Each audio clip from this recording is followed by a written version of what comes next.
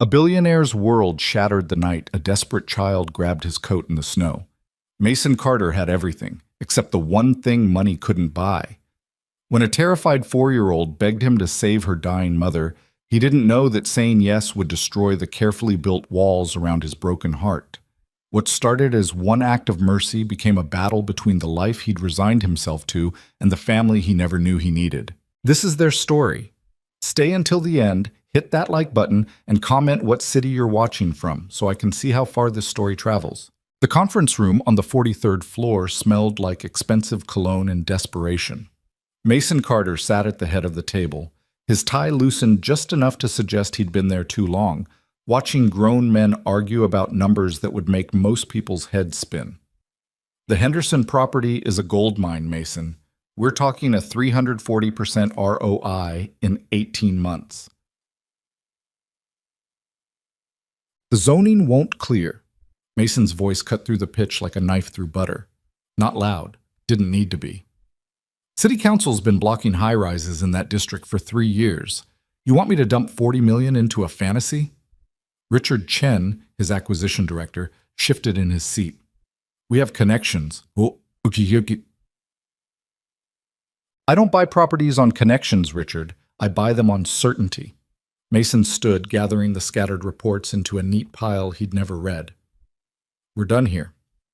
The room emptied in that particular way rooms empty when very wealthy men are very tired. Mason checked his watch, 10:47 p.m. Noah would be asleep by now, tucked in by Margaret, the nanny who cost more than most people's yearly salary. Mason hadn't seen his son awake in 3 days.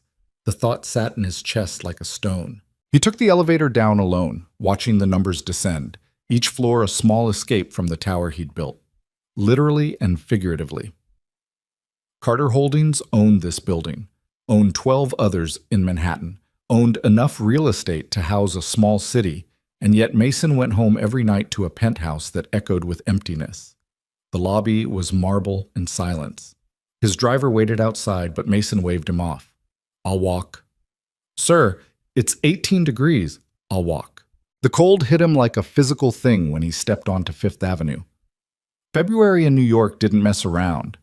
The kind of cold that found every gap in your clothes, every weakness in your resolve. Mason turned up his collar and started walking, his breath forming clouds in the air. The streets were nearly empty. Smart people were home, warm, with their families. Mason walked faster. He'd done this before, walked the city late at night when the penthouse felt too big, when Noah's empty breakfast chair haunted him, when the silence got loud enough to drown out his thoughts. His therapist called it avoidance. Mason called it survival. 6 years. That's how long Sarah had been gone. 6 years since the car accident that turned his world into before and after. Before, he'd been building an empire, but still remembered to laugh. After, he just built. Bigger buildings, bigger deals, bigger walls around whatever was left of his heart. Noah looked like her. Same dark eyes, same way of tilting his head when he was thinking. Every morning, Mason saw his dead wife in his living son's face, and every morning it broke something inside him he didn't know how to fix. So he worked. Worked until exhaustion replaced grief. Worked until he could look at his son without that crushing weight in his chest. Except it never really worked, and he just kept working anyway. The snow started around West 32nd Street. Light at first, the kind of snow that's almost pretty if you're not freezing. Mason pulled his coat tighter and kept walking, no destination in mind, just movement for its own sake. He almost didn't see her. Small. That was his first thought, too small to be out here alone. A little girl in a pink coat that had seen better days, no hat, no gloves, standing under a streetlight like she was waiting for someone who wasn't coming. Mason's second thought was to keep walking. Not his problem. City full of people. Someone else would handle it. He made it 3 steps before she spoke. Please. One word. Quiet enough he almost missed it. He stopped anyway. Please, I need help. Mason turned. The girl was looking right at him, and Christ, she couldn't have been more than 4 years old. Her face was red from the cold, tears frozen on her cheeks, her whole body shaking. Where are your parents? The words came out harder than he meant. He wasn't good at this. Hadn't been good at this even before Sarah died. My mommy won't wake up, the girl's voice cracked. I tried and tried, but she won't wake up and I don't know what to do and everyone keeps walking and nobody will help. Slow down. Mason crouched, bringing himself to her level. Up close, she looked even smaller, fragile, breakable. Your mother won't wake up? The girl nodded, tears spilling fresh. She's on the floor. I tried to shake her, but she won't open her eyes. Mason's stomach dropped. Where? Home. It's not far. Please, mister, please help. I don't want my mommy to die. Every instinct screamed at him to call 911. Let professionals handle it, get back to his warm penthouse and his safe, controlled life. But the girl was looking at him like he was the only person left in the world. And something in that look reached past all his carefully constructed defenses and grabbed hold. Show me. The girl took his hand, her fingers were ice, and pulled him down the street. They moved fast, her little legs running, Mason's long strides matching her pace. She led him off Fifth Avenue into neighborhoods that got worse with each block. Buildings with broken windows, streetlights that didn't work. The New York the tourists never saw. What's your name? Mason asked, more to keep her talking than anything else. Lily. I'm Mason. How old are you, Lily? 4.5. She said it with the precision of someone for whom that half year mattered. We live right there. She pointed at a building that looked like it was held together by hope and old paint. The front door hung crooked on its hinges. Inside, the hallway smelled like mold and something Mason didn't want to identify. Lily pulled him up 3 flights of stairs, past doors with music bleeding through, past a couple arguing in Spanish, past all the small tragedies of people living on the edge. She stopped at 3C. The door was ajar. Mommy's inside. I had to leave the door open so I could get back in. We don't have another key. Mason pushed the door wider. The apartment was tiny. One room, really, with a kitchenette in the corner and a bathroom door that didn't quite close. It was clean, though, obsessively clean, the kind of clean that comes from pride in the face of poverty. Children's drawings covered one wall. A small Christmas tree, February, and it was still up, sat in the corner with exactly 3 ornaments. And on the floor beside a worn couch, a woman lay motionless. Call 911, Mason barked at Lily, then realized how stupid that was. He pulled out his phone and made the call himself, giving the address, explaining the situation in short, clipped sentences while he knelt beside the woman. She was young, early 30s maybe. Thin, too thin. Her skin was clammy, her breathing shallow and fast. Mason checked her pulse. Rapid, thready. He'd taken first aid courses years ago for some certification he couldn't remember, and the training kicked in like muscle memory. Mommy? Lily hovered at his shoulder. Stay back, sweetheart. Mason's voice came out gentler than he expected. The ambulance is coming. Your mom's gonna be okay. He had no idea if that was true. Papers littered the coffee table. Medical bills, mostly. Mason saw the words "Final Notice" stamped in red across several. Prescription bottles lined the kitchenette counter, diabetes medication judging by the labels, most of them empty. Christ, she'd run out of insulin. The woman, Lily's mother, stirred slightly, mumbling something incoherent. Mason leaned closer. Ma'am, can you hear me? Help is coming. Her eyes fluttered but didn't open. Her lips moved, forming a word that might have been Lily. She's here. She's safe. You're both safe. Why was he saying that? He didn't know these people, didn't owe them safety or promises or anything else. But Lily was crying again, quiet sobs that shook her small frame, and Mason found himself reaching back to pull her close. She buried her face in his coat. The paramedics arrived in a controlled chaos of equipment and quick questions. Mason stepped back, answering what he could. Yes, he found her like this. No, he wasn't family. The little girl found him on the street. Diabetes, he thought.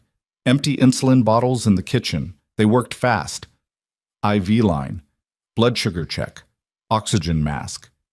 Lily watched with enormous eyes, one hand twisted in Mason's coat like a lifeline. Diabetic ketoacidosis, one paramedic announced. We need to move her now. Is she going to be okay? Mason asked.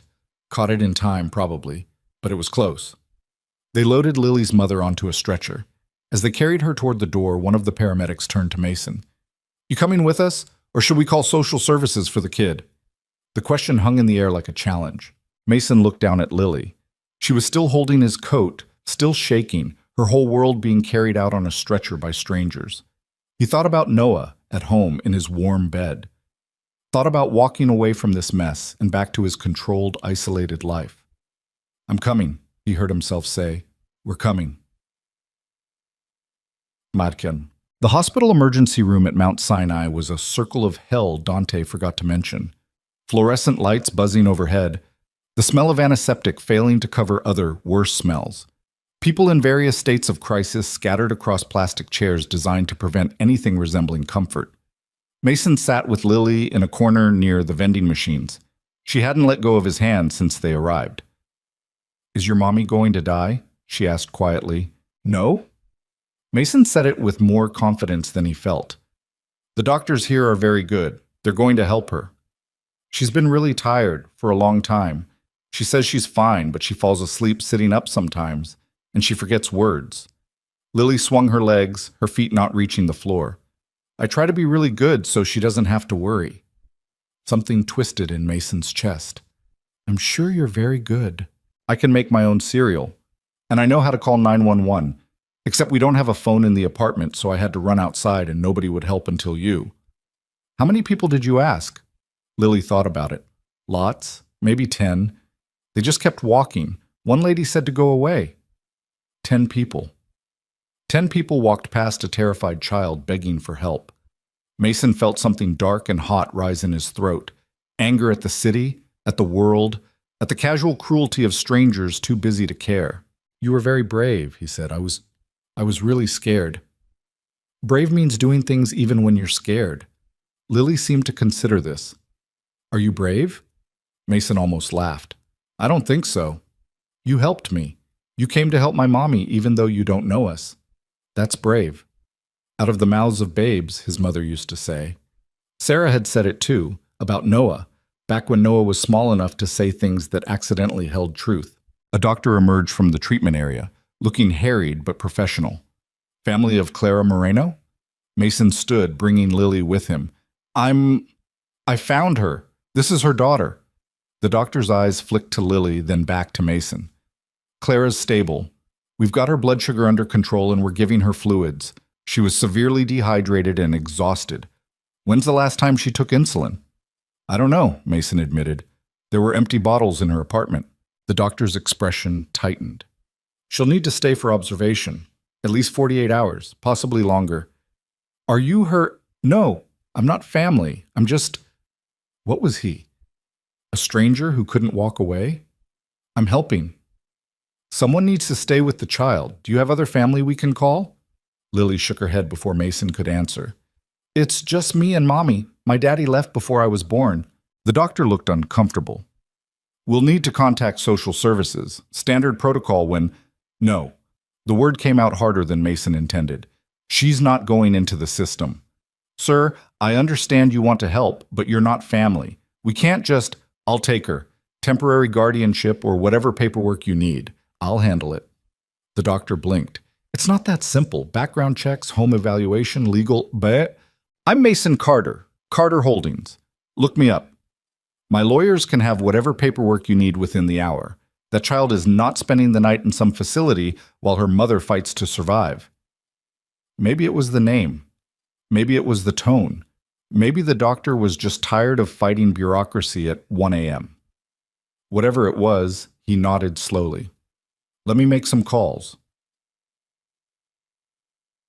Yet, 2 hours and 3 phone calls to his legal team later, Mason sat in a hospital administrator's office, signing temporary emergency guardianship papers while Lily slept in a chair beside him, her head on his lap. His lawyer, Mitchell, who'd dressed and driven in from Connecticut for this, raised an eyebrow. "You realize this is insane, right?" Noted. "You don't know these people. The mother could be anyone, could have a record, could be—" "She's a woman who rationed her insulin to keep a roof over her daughter's head, Mitchell. I think we're safe." "You can't save everyone, Mason." "I'm not trying to save everyone, just them." Mitchell sighed, the sigh of a man paid extremely well to enable rich people's impulses. 48 hours, that's what these papers give you. After that, if the mother's still hospitalized, we'll need to file for extended guardianship or social services takes over. Then we file. Mason, we file, Mitchell, whatever it takes. The lawyer gathered his papers with the air of someone choosing not to have an argument he'd lose.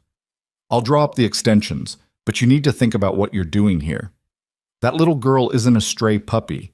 She's a person with a life, a mother, a situation you don't understand. Mason looked down at Lily, sleeping with the absolute trust only children have. I understand enough. Bounce. Dawn broke gray and reluctant over Manhattan as Mason's driver pulled up to his penthouse building. Lily woke up when the car stopped, looking around with confused, sleep-heavy eyes. Where are we? My home. You're going to stay with me for a little while, until your mother gets better. Lily pressed her face to the window, staring up at the building that stretched toward the sky. You live here? The whole thing? Just the top part. The top? She looked at him like he'd said he lived on the moon. How high up is the top? Pretty high. The doorman opened the car door with the practiced smile of someone paid to pretend rich people's 3 a.m. arrivals with strange children were perfectly normal. Good morning, Mr. Carter. James, this is Lily. She'll be staying with us for a few days. Of course, sir. Shall I have Mrs. Henderson prepare a room? Already called her. She should be up there now. The elevator ride up was silent. Lily stood close to Mason, her hand finding his again. The numbers climbed. 45, 50, 55. The penthouse occupied the entire 58th floor. The doors opened directly into Mason's home. Lily stepped out and stopped dead, her mouth falling open. The penthouse was all glass and steel and carefully calculated luxury. Floor-to-ceiling windows offered a view of the city that cost more per month than most people earned in a year. Modern furniture that looked expensive because it was. Art on the walls that Mason had bought because his decorator said he should. Everything clean, minimal, professional. Everything empty. Mr. Carter, Margaret Henderson, the live-in nanny/housekeeper, appeared from the hallway. She was a British woman in her 60s, practical as a hammer, warm as a radiator. I've prepared the spare room, and you must be Lily. Lily nodded, still staring around like she'd stepped into a dream. I'm Margaret. Are you hungry, dear? Another nod. Well, let's fix that. Come along, Mr. Carter. Noah's still asleep, but he'll be up in about an hour for school. Mason checked his watch. 6:47 a.m. He'd been up for 24 hours. He felt every minute of it. I'll wake him. I should tell him about Lily. Margaret gave him a look that managed to be both skeptical and approving. That would be a first. She wasn't wrong. Mason couldn't remember the last time he'd been home for Noah's morning routine. Usually he was already at the office by the time his son woke up, leaving Margaret to handle breakfast and the drive to school. I'll make pancakes, Margaret announced. Everyone likes pancakes. She swept Lily toward the kitchen, already chattering about what kind of pancakes she liked. Did she prefer syrup or honey? And wasn't that coat a bit thin for this weather? Mason stood alone in his living room, looking at the city spread out below him through walls of glass.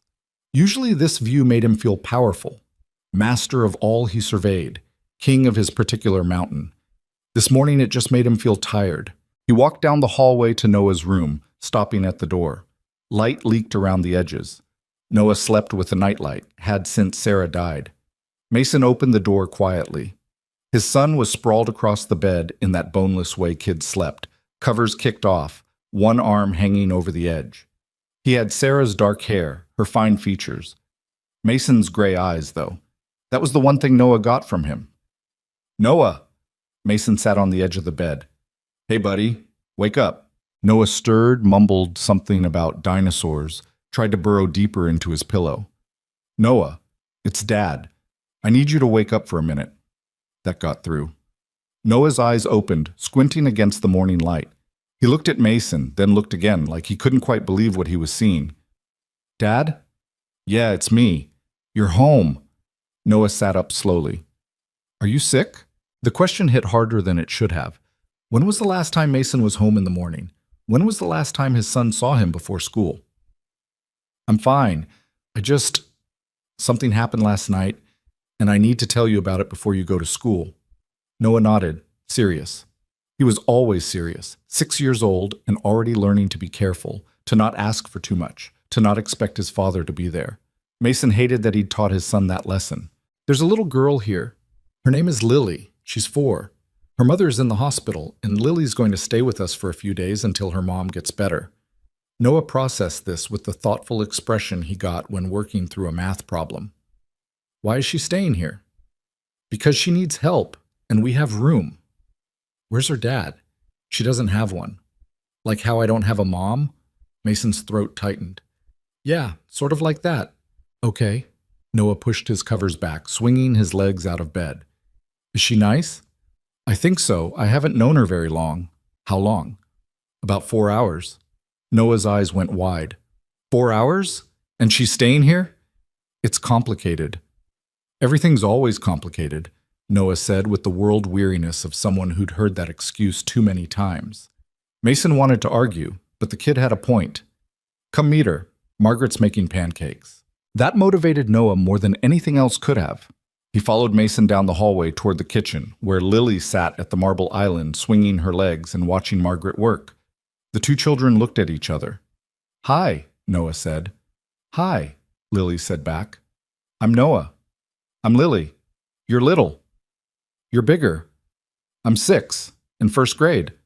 I'm 4.5, in pre-K. And just like that, the awkwardness broke. Noah climbed onto the stool next to her. We have a Nintendo Switch. Do you like Mario Kart? I don't know what that is. Noah looked at her like she'd said she didn't know what the sun was. You've never played Mario Kart? Lily shook her head. Dad. Noah turned to Mason with an urgency usually reserved for actual emergencies. We have to teach her Mario Kart. Today. Before school. We don't have time before school. Then I'll skip school. This is important. Despite everything, the exhaustion, the stress, the complete insanity of the last 8 hours, Mason almost smiled. You're not skipping school. You can teach her after. Promise? Promise. Margaret set plates of pancakes in front of the children.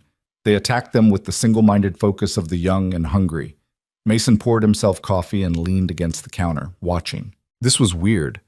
All of this was deeply, fundamentally weird. He had a strange child in his house. He'd signed legal papers taking responsibility for someone else's daughter based on nothing but a gut feeling and 4 hours of acquaintance. His lawyer thought he was crazy.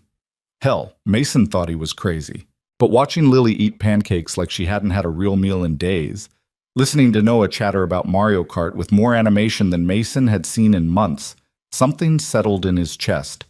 Not comfort exactly, not peace, but something close to purpose. His phone buzzed. Work. Always work. Mason silenced it without looking. Mr. Carter? Margaret appeared at his elbow. The hospital called while you were with Noah. Lily's mother is awake. They said she's asking for her daughter. Lily's head snapped up.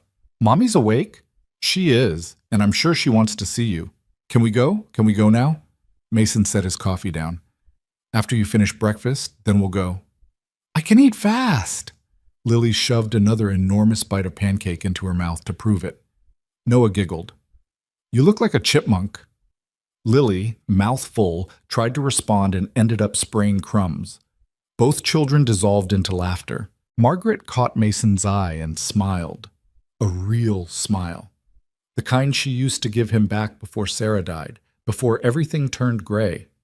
Finish your breakfast, Mason said, this time to both of them. Then Noah goes to school and Lily and I will visit her mom. But Dad, after school, Noah. You can show Lily Mario Kart after school. Noah grumbled, but accepted it. Lily ate with slightly less chipmunk enthusiasm. And Mason drank his coffee, watching the morning light fill his penthouse and thinking that nothing about his carefully controlled life was ever going to be the same. Icky. The drive back to Mount Sinai was quiet. Lily sat in the back seat of Mason's car, her hands folded in her lap, staring out the window at the city passing by. Your house is really big, she said finally. It is. Is Noah nice all the time? Mostly. He's a good kid. He said I could use his Mario Kart car. The pink one. That's really nice because pink is my favorite color. That was nice of him. Silence for another block. Mr. Mason? You can just call me Mason. Mason, is my mommy going to be okay? Really okay? He could have lied, could have given her empty reassurances. But Lily deserved better than that. I think so. The doctor said she's stable. That means she's not getting worse. But she's going to need to rest and take care of herself. She's always working. 2 jobs, sometimes 3. She says we just need to get through this month and then things will be better. But every month she says that and it never gets better. Mason didn't know what to say to that. What could you say to a 4-year-old who already understood the cruelty of economic reality? Things are going to change, he said finally. I'm going to make sure things change. How? Good question. Mason didn't have a good answer. The hospital looked less nightmarish in daylight. Still busy, still chaotic, but somehow more manageable. Mason led Lily through the maze of corridors to the ward where they'd taken Clara Moreno. A nurse intercepted them at the doors. Family only. I have temporary guardianship. Mason showed her the papers Mitchell had prepared.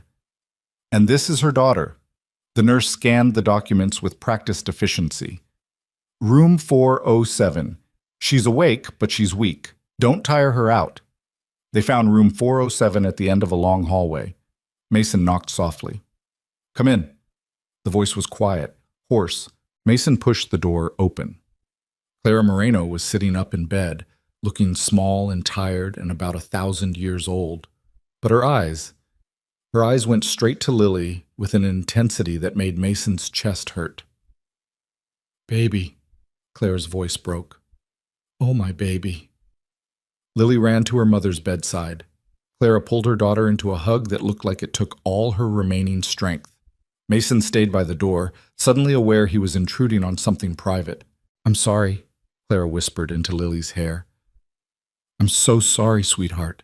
I scared you. I'm sorry. You wouldn't wake up. I tried and tried. I know you did. You were so brave, so smart to go find help. Clara looked up at Mason over her daughter's head. Her eyes were dark brown, exhausted, full of questions. You're the man who helped her. Mason Carter. And it wasn't... Lily did all the hard part. I just followed her. The nurse said you signed papers, temporary guardianship. I didn't want her going into the system. It's just until you're back on your feet, as long as you need. Clara stared at him like he was speaking a foreign language. Why would you do that? You don't know us. You don't owe us anything. It was the same question Mitchell had asked. The same question Mason had been asking himself since 10:47 last night. She needed help, he said simply, and I could help. It seemed pretty straightforward. Nothing is straightforward. Billionaires don't just take in random children because they're nice people. So she knew who he was. Fair enough. His name had been on the guardianship papers. I'm not trying to be a nice person. I'm just trying to do the right thing. Clara laughed, sharp and bitter. The right thing? The right thing would have been not getting sick, not running out of insulin because I had to choose between medication and rent, not putting my daughter through this. That's not on you. The system that makes people choose between medicine and rent, that's what's wrong here. Easy to say when you've never had to make that choice. She wasn't wrong. Mason had never worried about money a day in his life. Even before he built his empire, he'd been born into enough wealth to insulate him from the kind of desperation that made people ration insulin. You're right, he said. I don't know what that's like, but I know Lily shouldn't have to worry about losing her mother because healthcare in this country is a nightmare. And I know you shouldn't have to work yourself into the ground just to survive. Pretty speeches don't pay the rent, Mr. Carter. No, but I can. Claire's expression shifted from bitter to wary. What? Let me help. Actually help. Not charity, not pity, just help. I don't need anyone's... Mommy. Lily's small voice cut through the tension. I like Mason and Noah and the big house with all the windows, and Margaret makes really good pancakes. Clara's face did something complicated. Pride fighting with exhaustion, fighting with fear, fighting with the desperate hope that maybe, just maybe, someone was offering a way out. I can't afford to owe you, she said quietly. You won't owe me anything. Everyone wants something. That's how the world works. Mason thought about that. Thought about what he wanted.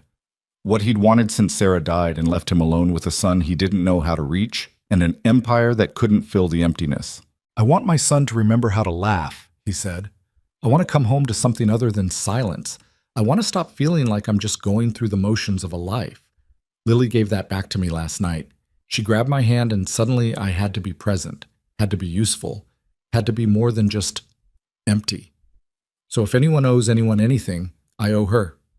Clara was crying now, quiet tears that she tried to wipe away before Lily noticed. "I don't understand you." "That's fair.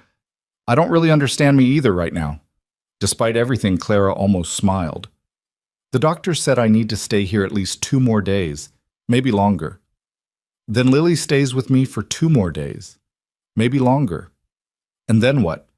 I get out of here and go back to my life and pretend this never happened? Or you get out of here and we figure out something better than that? There is no better. There's just different versions of struggling. Maybe, but you don't have to struggle alone." Clara looked at her daughter, then at Mason, then back at Lily. The calculation in her eyes was painful to watch. Weighing options, weighing risks, weighing the cost of pride against the benefit of survival. "Okay," she whispered. "Okay, for Lily, but just until I'm back on my feet." "Just until you're back on your feet," Mason agreed, knowing it was a lie they both needed to tell themselves. Lily hugged her mother tighter. "You're going to get better, Mommy. Mason promised." Clara met his eyes over Lily's head. The look she gave him was complicated. Gratitude and resentment and fear all tangled together. Mason nodded once. A promise, a commitment, a leap into something he didn't understand but couldn't walk away from. Outside the window, snow began to fall again on New York City, soft and quiet, covering the hard edges of the world with something almost gentle. The first real fight happened on day 3. Mason came home from the office at 7, early for him, a miracle by his recent standards, to find Lily sitting at the kitchen island doing some kind of craft project that involved enough glitter to coat a small planet. Noah sat across from her, supposedly doing homework, but mostly just watching her work. "Where's Margaret?" Mason asked, loosening his tie. "She went to get groceries," Noah said without looking up. "Said she'd be back in an hour. And she left you 2 alone?" "I'm 6, Dad. I'm not a baby." Lily added more glitter to whatever she was making. It looked like a card, maybe, or abstract art, hard to tell. "We've been very good," she announced. "We didn't break anything or set anything on fire." "That's a low bar," Mason muttered, but he was smiling despite himself. The apartment had changed in 3 days. Small things mostly. Lily's pink coat hanging by the door next to Noah's blue one. Children's laughter echoing off the expensive hardwood floors. The smell of Margaret's cooking actually filling the space instead of takeout containers in the trash. Mason's phone buzzed. Work. Again. He'd been ignoring calls all afternoon, letting things pile up in ways that would have been unthinkable a week ago. "Mason," Lily looked up from her glitter explosion. "Can we visit Mommy tonight?" They'd been to the hospital every day, sometimes twice. Clara was improving, but slowly. The doctors wanted to keep her another few days for observation, make sure her blood sugar stayed stable, that she actually rested instead of checking herself out early to go back to work. "After dinner," Mason said. "Margaret's making pasta." "I like pasta." Lily went back to her project, then paused. "Mason, do you think Mommy's lonely in the hospital?" The question hit harder than it should have. "I think she's glad you're somewhere safe. But she's by herself. Nobody should be by themselves when they're sick. That's sad." Noah looked up from his homework. "Mom was by herself when she was in the hospital, before she died." The room went very quiet. Mason hadn't realized Noah remembered that. He'd been so young, barely 6 months old when the accident happened. Sarah had lingered for 3 days in the ICU before the machines did what her body couldn't anymore. "That was different," Mason said, his voice coming out rougher than intended. "How?" "Your mother was... The injuries were too severe. The doctors did everything they could. But she was alone." "She wasn't alone. I was there. And then she died anyway." Noah said it matter-of-factly, the way kids state terrible truths. So being there didn't help. Lily had stopped glittering. She watched the conversation with big eyes, sensing something important happening, but not quite understanding what. Mason sat down heavily on one of the bar stools. Being there always helps, even when people die, especially when people die. Your mother knew she was loved. That matters. Does it? Noah's gray eyes, Sarah's eyes, Mason's eyes, fixed on him. You're never here. Does that mean we're not loved? The words landed like a punch. Mason opened his mouth, closed it, had no idea what to say. Because Noah was right, wasn't he? Mason had spent 6 years building walls, working late, avoiding the empty spaces in his life by filling them with acquisitions and deals and anything that kept him from feeling the hole Sarah left behind. And in the process, he'd left his son alone too. I love you, Mason said finally.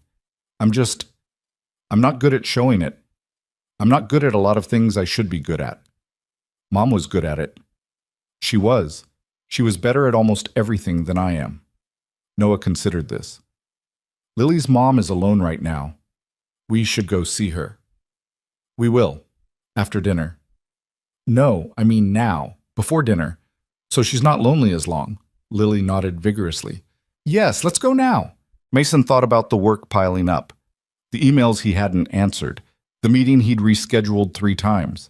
The dozen fires burning that needed his attention. Then he thought about Clara Moreno lying in a hospital bed with nothing but daytime TV and her own thoughts for company. Get your coats, he said. Both children scrambled down from their seats and ran for the door. Mason pulled out his phone and texted Margaret about the change in plans, then followed the kids to the elevator. Noah grabbed his hand on one side. Lily grabbed the other. And for the first time in 6 years, Mason Carter left work early without feeling guilty about it. The hospital had visiting hours, but money and influence had a way of making rules flexible. The charge nurse recognized Mason from previous visits and waved them through with a smile that was probably supposed to look professional, but mostly just looked tired. Clara was awake when they walked into room 407, sitting up in bed with a magazine she clearly wasn't reading.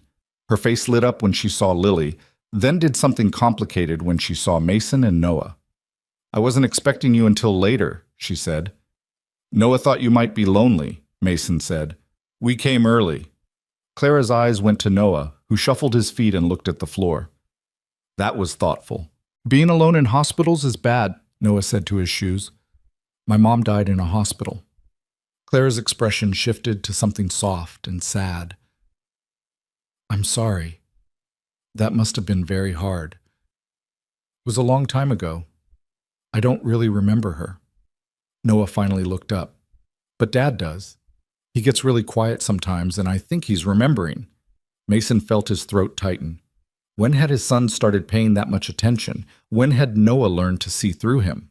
Lily climbed onto the chair next to Clara's bed, pulling out the glitter-covered card from her pocket. I made you something. It's a get well card, see? That's you and that's me, and those are flowers because flowers make people feel better. The card was a chaotic explosion of color and glitter and love. Clara took it with hands that shook slightly. It's beautiful, baby. Thank you. Margaret said we could bring you real flowers, but I thought these were better because they don't die. These are much better, Clara agreed, her voice thick. Noah wandered over to the window, looking out at the city. How much longer do you have to stay here? The doctors want to keep me a few more days, make sure everything's stable. And then what happens? It was the question Mason had been avoiding. The question they all had been avoiding. The temporary guardianship papers were good for 2 weeks. After that, decisions had to be made. Then I get better and go back to work, Clara said carefully. Get back to normal. Normal wasn't working, Mason said. Normal put you in here? Clara's eyes flashed. Normal is what I can afford. That's not... Can we not do this in front of the kids? She was right. Mason bit back whatever he'd been about to say. Noah was watching them with that too observant expression. Lily was oblivious, chattering about the glitter card, but Noah knew something was wrong. Why don't you two go find the vending machines, Mason said, pulling out his wallet. Get whatever you want.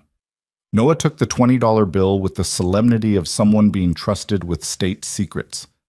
Come on, Lily, let's go find chocolate. I like chocolate. The kids disappeared into the hallway, Noah holding Lily's hand like he'd been doing it his whole life. The door clicked shut behind them. Clara waited exactly 3 seconds before letting him have it. You can't just swoop in and fix my life like it's one of your real estate deals. I'm not trying to. Yes, you are. You're throwing money at a problem and expecting it to go away. That's what rich people do. They see something broken and they write a check and then they feel good about themselves and move on. That's not what this is. Then what is it? Clara sat up straighter, wincing at the movement. You don't know me. You don't know Lily. We're not your responsibility. Maybe I want you to be. The words hung in the air between them. Clara laughed, sharp and disbelieving. You want a ready-made family? Is that it? You lost your wife so you'll just plug in a replacement and a cute kid and everything's fixed? That's not... Mason stopped, forced himself to breathe. That's not fair. Fair? You want to talk about fair? Fair is working 3 jobs and still not making rent. Fair is choosing between insulin and electricity. Fair is watching my daughter's face when I tell her we can't afford the field trip or the birthday party or the new shoes. Don't talk to me about fair. I know I can't understand what that's like, but I can help. Why won't you let me help? Because help comes with strings. It always comes with strings. What strings? What do you think I want from you? Clara looked at him for a long moment. I don't know. That's what scares me. Mason sat down in the chair Lily had vacated. He was tired. Bone tired. The kind of tired that came from carrying too much for too long. My wife died 6 years ago, he said quietly. Car accident. Drunk driver ran a red light. She was gone before the ambulance arrived. Noah was so small. He doesn't remember her. Not really. He knows her from pictures and stories, but he doesn't remember what she smelled like or how she laughed or the way she used to sing off-key while making breakfast. Clara didn't say anything, just listened. And I tried. I really tried to be enough for him, to be mom and dad and everything he needed. But I wasn't. I'm not. I'm terrible at it. I work too much. I'm emotionally unavailable. I say the wrong things. I forgot his last 2 birthday parties until Margaret reminded me. I'm failing him every single day and I don't know how to stop. So you thought adopting someone else's daughter would help? Mason almost smiled. When you put it like that, it sounds insane. It is insane. Probably. But 3 nights ago, Lily grabbed my hand and for the first time in 6 years, I felt like I had a purpose beyond making money. She needed something I could give. And Noah, you should see him with her. He's different, lighter. He smiles, he talks. He's not just going through the motions anymore. So we're therapy for your family? Maybe we're therapy for each other. Clara closed her eyes. I can't do this. I can't let myself depend on someone who's going to disappear when things get hard or boring or inconvenient. I'm not going anywhere. You say that now. I'll say it tomorrow too, and the day after, and however many days it takes for you to believe it. Why? Clara opened her eyes. Why do you care? Mason thought about it, really thought about it.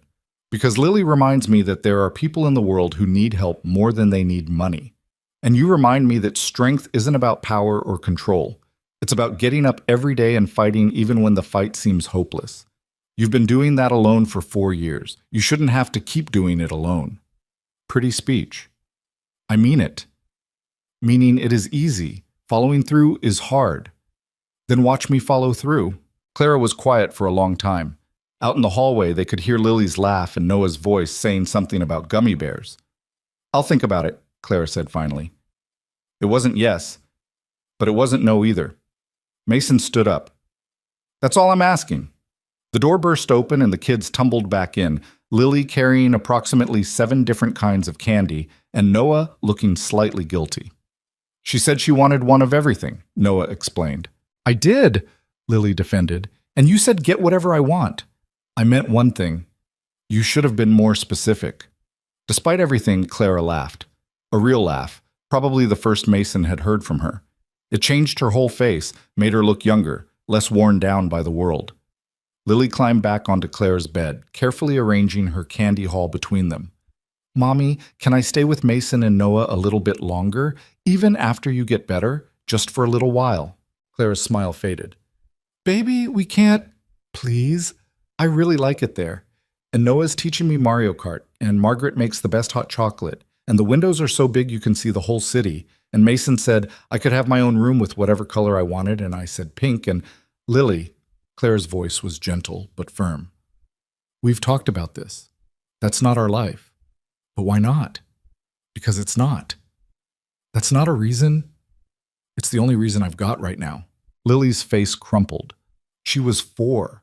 She didn't understand pride or economics or the complicated dance adults did around charity and dignity.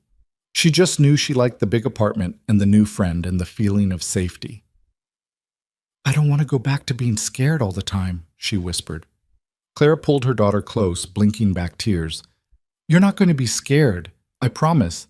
Mommy's going to get better and everything's going to be okay. Noah shifted uncomfortably, looking at Mason like he wanted permission to do something but didn't know what. We should let your mom rest, Mason said quietly. Come on, you two. We'll come back tomorrow. Lily didn't want to leave. She clung to Clara, crying now, all the fear and uncertainty of the past few days finally spilling over. Clara held her, whispering things Mason couldn't hear, stroking her hair. Finally, Lily pulled back, wiping her nose on her sleeve. Okay, but we're coming back tomorrow, right? Right, Mason confirmed. Early? Early. Lily nodded, satisfied. She kissed her mother's cheek and slid off the bed. Noah took her hand again, leading her toward the door. Mason lingered. Clara, don't. She wasn't looking at him. Just don't, not right now. He wanted to argue, wanted to push, wanted to make her understand that accepting help wasn't weakness, but he'd pushed enough for one day. Tomorrow, he said instead. Tomorrow. The drive home was quiet. Both kids seemed lost in their own thoughts, staring out the windows at the city lights. Mason's driver navigated the traffic with the ease of someone who'd been doing this route for years. Dad? Noah's voice was small in the darkness of the car. Yeah, buddy. Are Lily and her mom going to leave when she gets better? Mason wished he had a better answer. I don't know. I don't want them to leave. I know.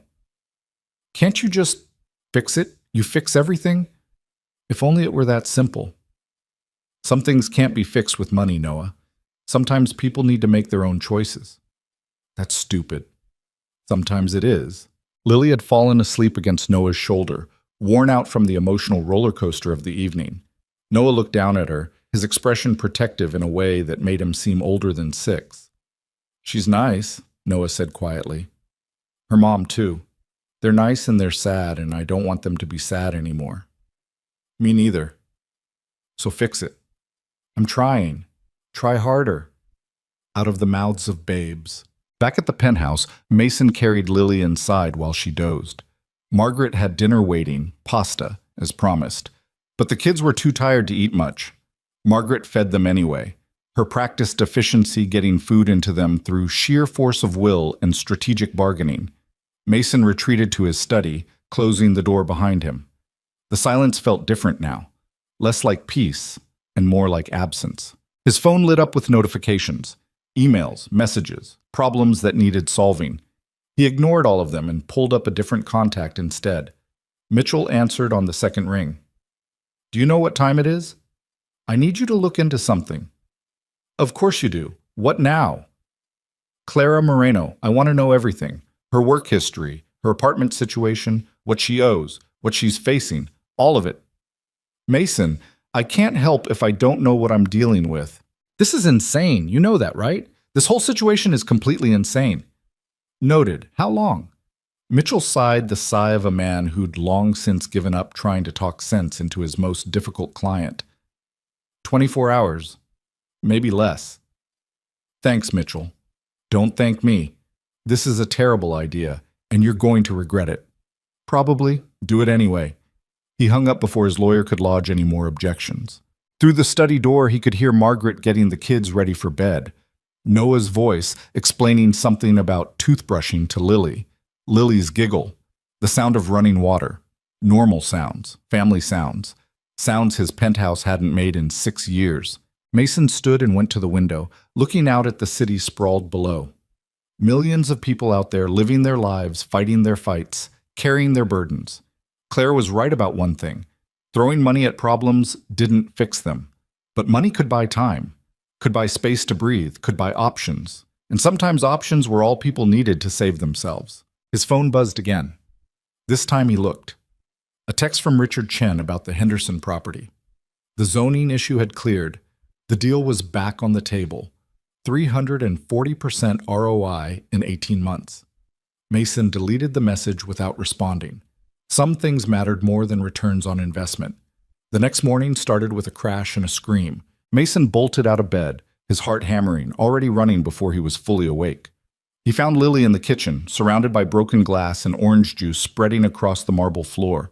She was frozen in place, tears streaming down her face. I'm sorry. Are you hurt? Mason scanned her for cuts, blood, anything. I just wanted to get juice for me and Noah, and I climbed on the counter and it slipped, and I'm sorry, I'll clean it up. I promise I'm sorry. Lily, look at me. Mason crouched in front of her, glass crunching under his feet. Are you hurt? She shook her head, still crying. Then it's fine. It's just a glass. We have more glasses. Mommy always gets mad when I break things because we can't afford new ones, and I'm really, really sorry. Hey, Mason pulled her into a hug, careful of the glass around them. I'm not mad. Accidents happen. It's okay. Margaret appeared in the doorway, took in the scene, and immediately went for the broom and dustpan. Everyone step back from the glass, please.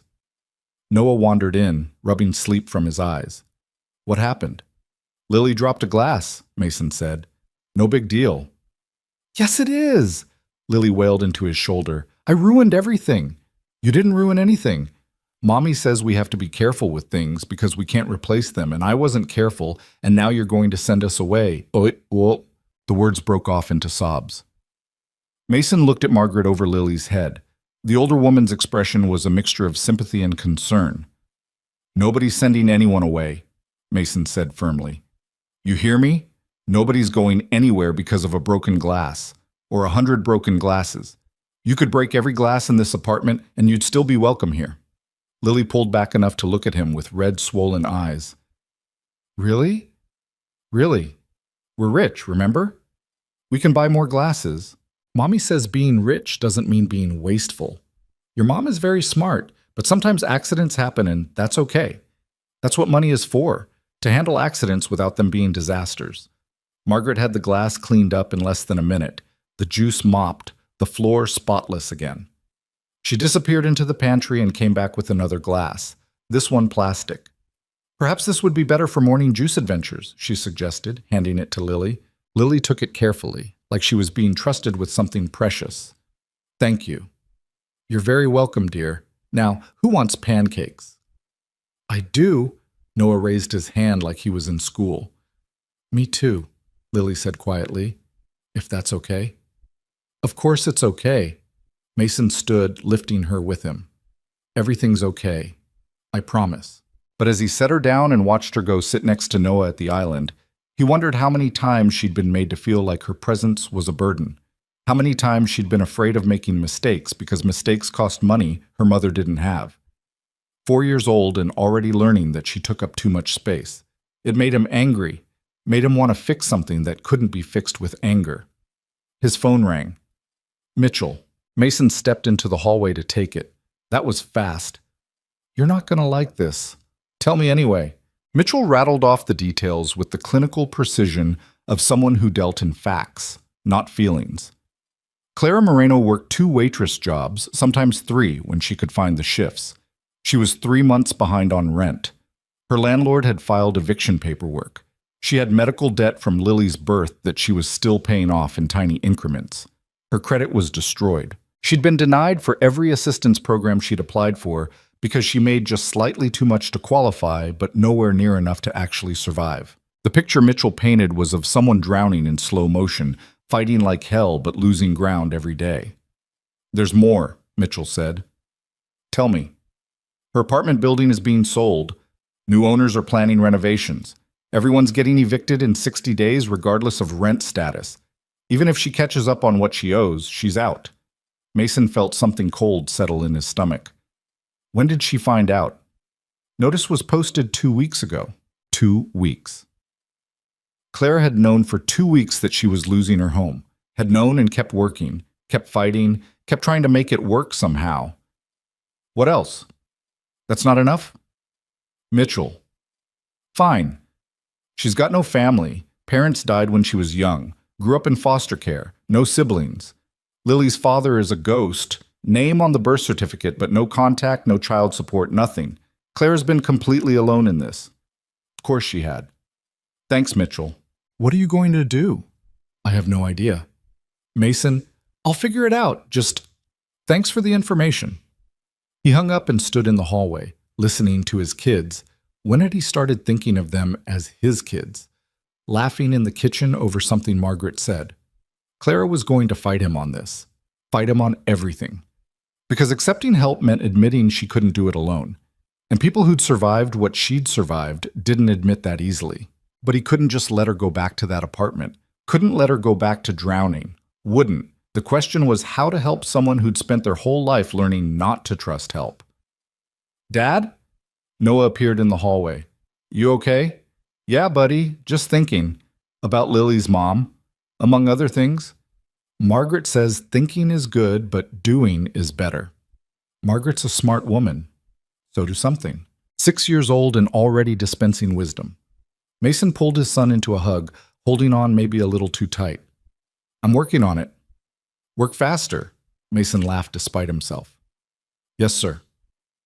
That afternoon, Mason did something he hadn't done in 6 years.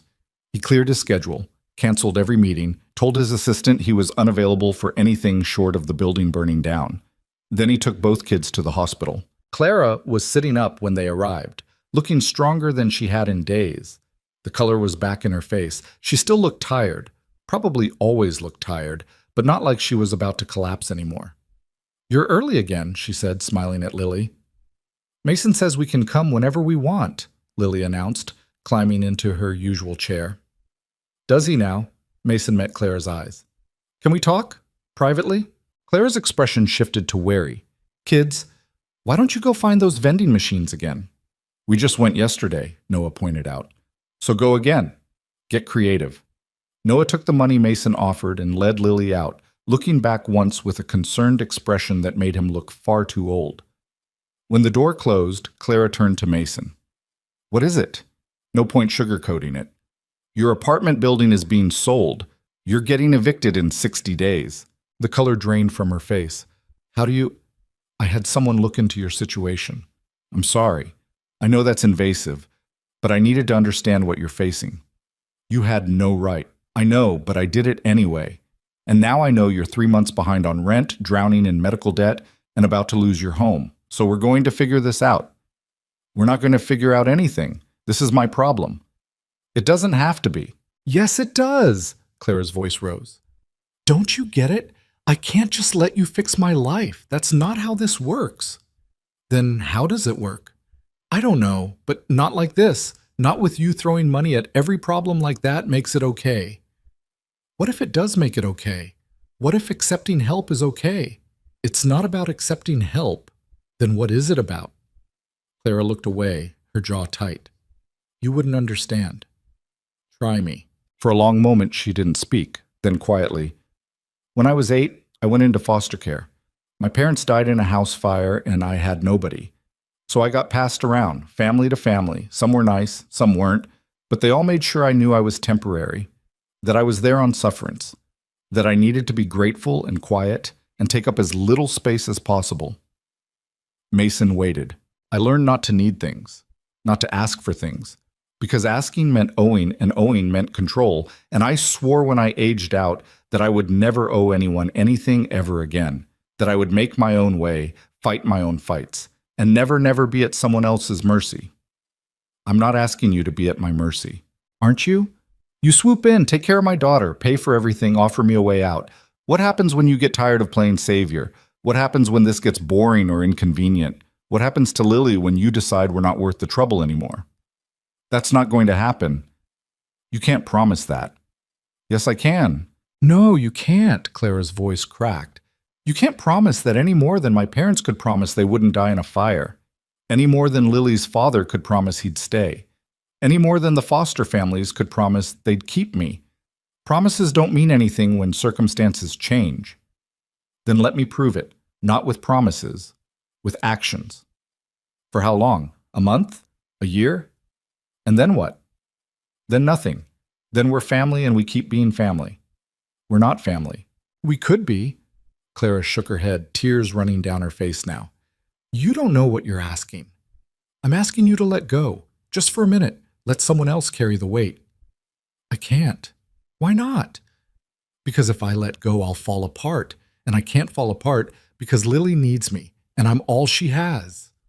The words came out raw, desperate, breaking open something Clara had been holding together through sheer force of will. Mason moved to sit on the edge of her bed, close but not touching. You're not all she has. Not anymore. She has me, and Noah, and Margaret, and you have us too, if you'll let yourself. I don't know how to do this. Neither do I. We'll figure it out together. What if I can't? Then we'll figure that out too. Clara covered her face with her hands. Her whole body shook with silent sobs. All the fear and exhaustion and desperation finally finding release. Mason did the only thing he could think of. He put his arm around her shoulders and let her cry. They sat like that for a while, Clara crying quietly into Mason's shoulder while he tried to figure out when exactly his life had become this strange intersection of broken people trying to hold each other together. Outside the hospital room, footsteps passed by. A monitor beeped somewhere down the hall. The world kept turning, indifferent to the small crisis happening in room 407. When Clara finally pulled back, her face was blotchy and her eyes were red, but something in her expression had shifted, not softer exactly, just less rigid, like she'd been holding herself so tight for so long that letting go, even a little, left her disoriented. I must look terrible, she said, wiping at her face. You look human. That bad, huh? Despite everything, Mason smiled. I didn't say that. Clara took a shaky breath. The apartment. When do I have to be out? 60 days, according to the notice. But you're not going back there. I don't have anywhere else, so you're staying with me, you and Lily both, until you figure out what you want to do next. Mason, I'm not asking. I own half the residential real estate in Manhattan. I have more space than I know what to do with. You staying in my guest room costs me literally nothing. It costs you privacy and peace and gives me something I haven't had in 6 years. A reason to come home. Clara looked at him for a long moment. You really mean that? I really mean that. This is insane. Probably. People are going to talk. Your staff, your business associates, a single father takes in a random woman and her daughter. They're going to assume, let them assume. I stopped caring what people think about my personal life the day I buried my wife. But, Clara, Mason waited until she met his eyes. I'm not doing this because I expect anything from you. I'm not doing it because I think you owe me.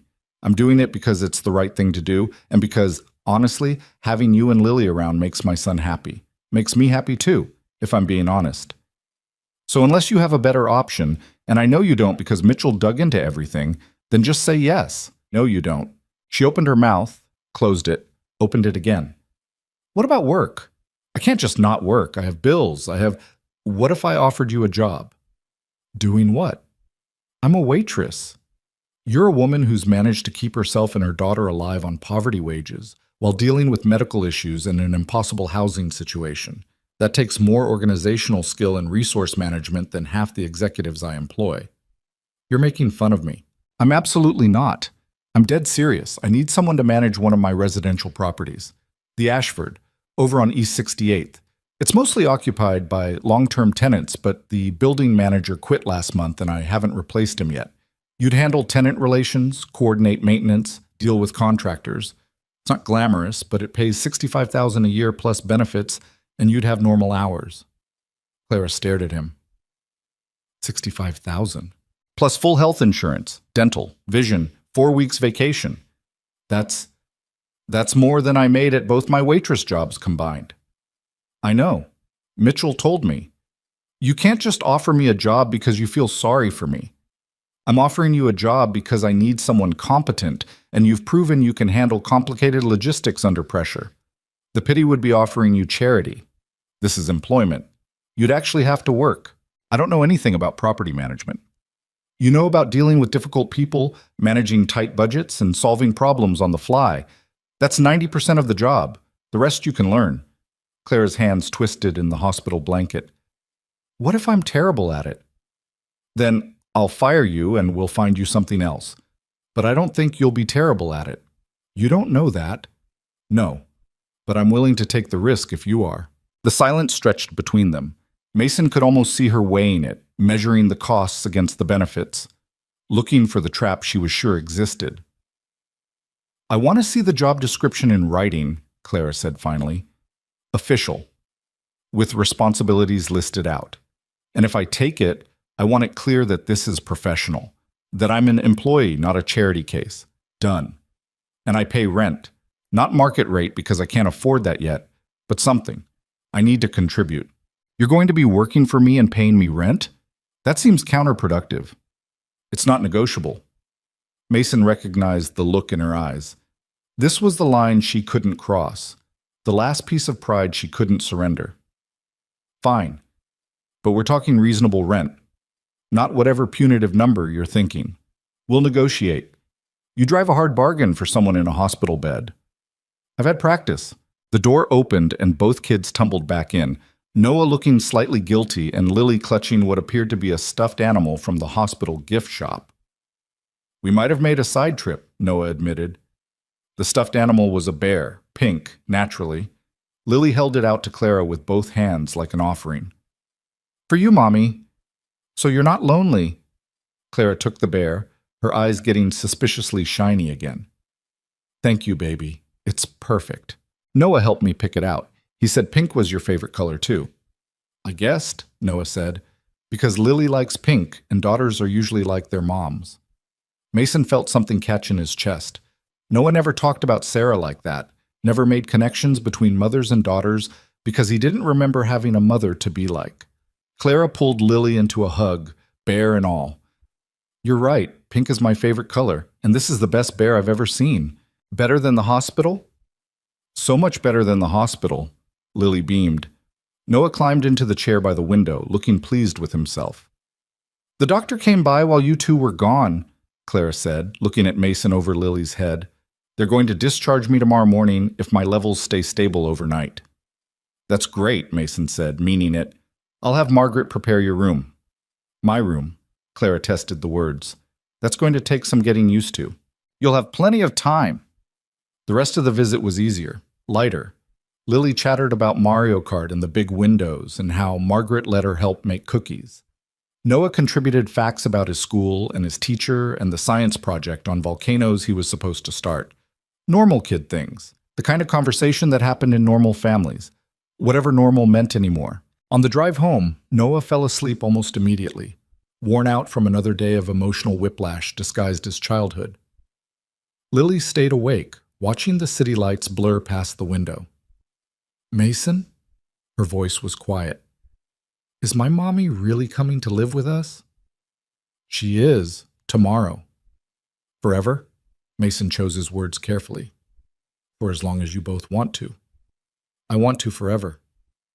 I know, sweetheart. Will Mommy want to forever? I don't know. We'll have to wait and see. Lily was quiet for a moment. Then, my mommy's scared a lot. She tries to hide it, but I know. She gets this look in her eyes, like she's waiting for something bad to happen. 4 years old and already reading her mother's trauma in her expressions. It broke Mason's heart. Your mom's been through a lot, he said. Sometimes when people have been scared for a long time, it takes a while for them to feel safe again.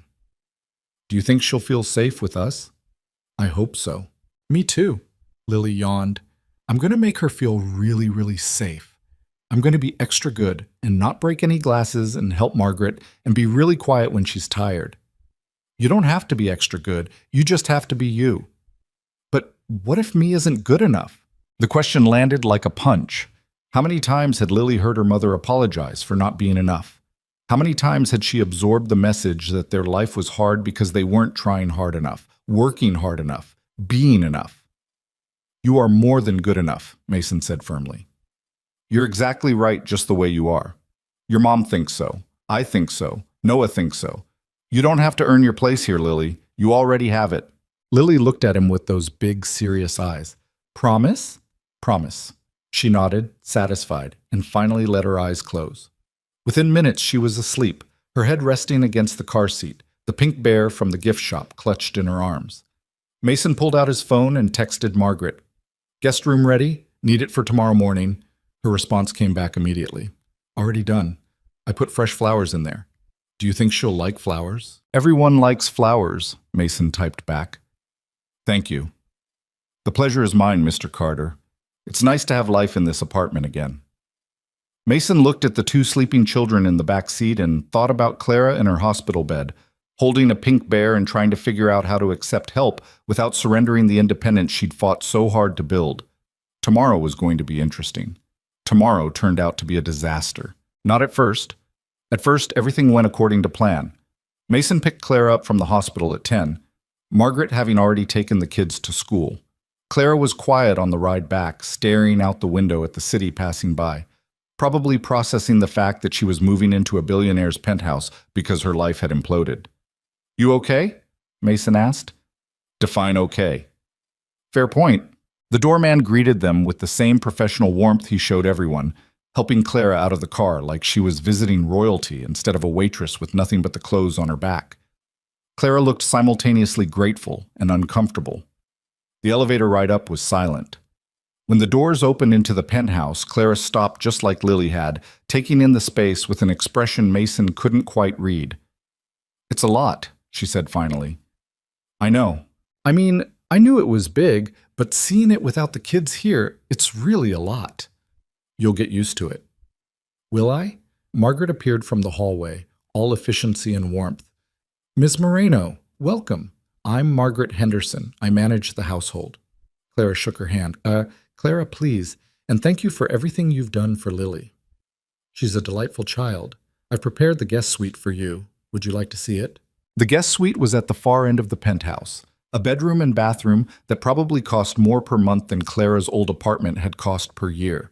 Margaret had indeed put flowers in there, white roses in a crystal vase, along with fresh towels, toiletries, and a robe that looked obscenely expensive.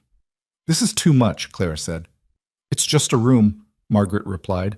Mr. Carter has 3 guest suites. This one wasn't being used. Still, I'll let you settle in. Lunch is at noon if you're hungry. The children will be home from school at 3. Margaret left with the quiet grace of someone who'd mastered the art of disappearing at the right moment. Clara stood in the middle of the room, looking lost. I should get to the office, Mason said. But if you need anything, I'll be fine. Clara, I'll be fine, she repeated more firmly. Go to work. I'm just going to, I don't know, process, I guess. Mason wanted to stay, wanted to make sure she was really okay. But he'd already missed a week of work, and the fires were piling up in ways that couldn't be ignored forever. I'll be back by 6, he said. We'll have dinner, all of us, like a family. Clara's smile was strained. Like a family. Mason made it to the office by 11 and immediately regretted it. His assistant, Patricia, had compiled a list of urgent issues that had somehow multiplied in his absence. The Henderson property needed immediate attention because the zoning approval had come through, but now the financing partner was getting cold feet. The quarterly board meeting was in 3 days, and he hadn't reviewed any of the materials. 2 of his senior executives were in a territorial dispute that was threatening to derail a major project, and his phone wouldn't stop ringing. Patricia, hold my calls. All of them? All of them. What if it's important? Then it can wait an hour. Patricia gave him a look that suggested she thought he'd lost his mind, but said nothing. She'd been with him long enough to know when to push and when to just let him self-destruct in peace. Mason made it through exactly 45 minutes of focused work before Richard Chen barged into his office without knocking. Where the hell have you been? Good morning to you too, Richard. Don't good morning me. I've been trying to reach you for 3 days. The Singapore deal is falling apart. They want to renegotiate terms and they need an answer by end of business today or they walk. Mason looked at the report in front of him. Something about infrastructure costs for a renovation project in Brooklyn. The numbers blurred together. What are they asking for? 15% equity stake instead of 10, plus board representation. Tell them 12% an advisory role, no voting rights. I tried that. They want 15 and a board seat or they're out. Then let them walk. Richard stared at him. Let them walk. Mason, this is a $40 million deal. It's a $40 million deal with partners who are changing terms at the last minute, Because they think they have leverage. We let them do it now, they'll do it again on the next project. Draw a line. But draw the line, Richard. 12%, an advisory, or we find other partners. Richard opened his mouth, closed it, then nodded slowly. You're different. What? You're different. I can't put my finger on it, but something's changed. I'm the same as I've always been. No, you're not. Richard studied him with the intensity of someone trying to solve a puzzle. You're distracted. You're making gut calls instead of analyzing data. You left work early 3 times this week. What's going on? Nothing's going on. I'm just reassessing priorities. Since when do you reassess priorities in the middle of a major expansion phase? Since now. Richard sat down uninvited. Talk to me. We've worked together for 8 years. Something's happening and it's affecting your judgment. Mason thought about telling him. About explaining that he'd taken in a woman and child he barely knew because walking away felt impossible. About how coming home to laughter and broken glasses and children teaching each other Mario Kart was somehow more important than quarterly projections. But Richard wouldn't understand. Richard was married to his work the same way Mason had been. Was, maybe. Mason wasn't sure anymore. I'm fine, Mason said. Handle Singapore. I trust your judgment. My judgment is that we take the deal. Then we disagree.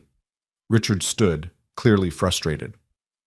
Fine, but when this blows up in our faces, remember I warned you. He left without another word. Mason stared at the closed door and wondered if Richard was right. If he was making decisions emotionally instead of rationally. If bringing Clara and Lily into his life was clouding his business judgment. Then he thought about Lily's face when she'd handed Clara that pink bear. About Noah actually smiling at breakfast. About Clara crying in his arms because she'd finally let herself admit she couldn't carry everything alone. If that was clouded judgment, Mason decided he could live with it. He made it through another 2 hours before his phone rang with a number he didn't recognize. Against his better judgment, he answered. Mr. Carter, this is Principal Morrison from Riverside Academy. Mason's stomach dropped. Is Noah okay? Noah is fine physically, but there's been an incident and we need you to come to the school immediately, if possible. Mason was already grabbing his coat. What kind of incident? Noah got into a fight with another student. It's complicated. We really need you here. 20 minutes later, Mason walked into Principal Morrison's office to find Noah sitting in a chair looking mutinous, his shirt torn, a bruise forming on his cheek. Across from him sat another boy, bigger, older, with a bloody nose and his own set of bruises. Mr. Carter. Principal Morrison was a thin woman with gray hair and an expression that suggested she'd seen it all and was tired of all of it. Thank you for coming. What happened? That's what we're trying to determine. Noah, would you like to tell your father what occurred? Noah's jaw set in a stubborn line. No. Noah, I'm not sorry, and I'd do it again. The other boy's mother, Mason vaguely recognized her from parent events. Some hedge fund wife with too much money and not enough supervision gasped dramatically. See, he's not even remorseful. He attacked Brandon unprovoked.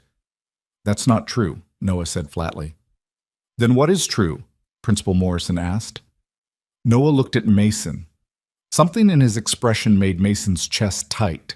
Not fear, not exactly, but something close to it. Brandon said mean things, Noah said finally. About Lily.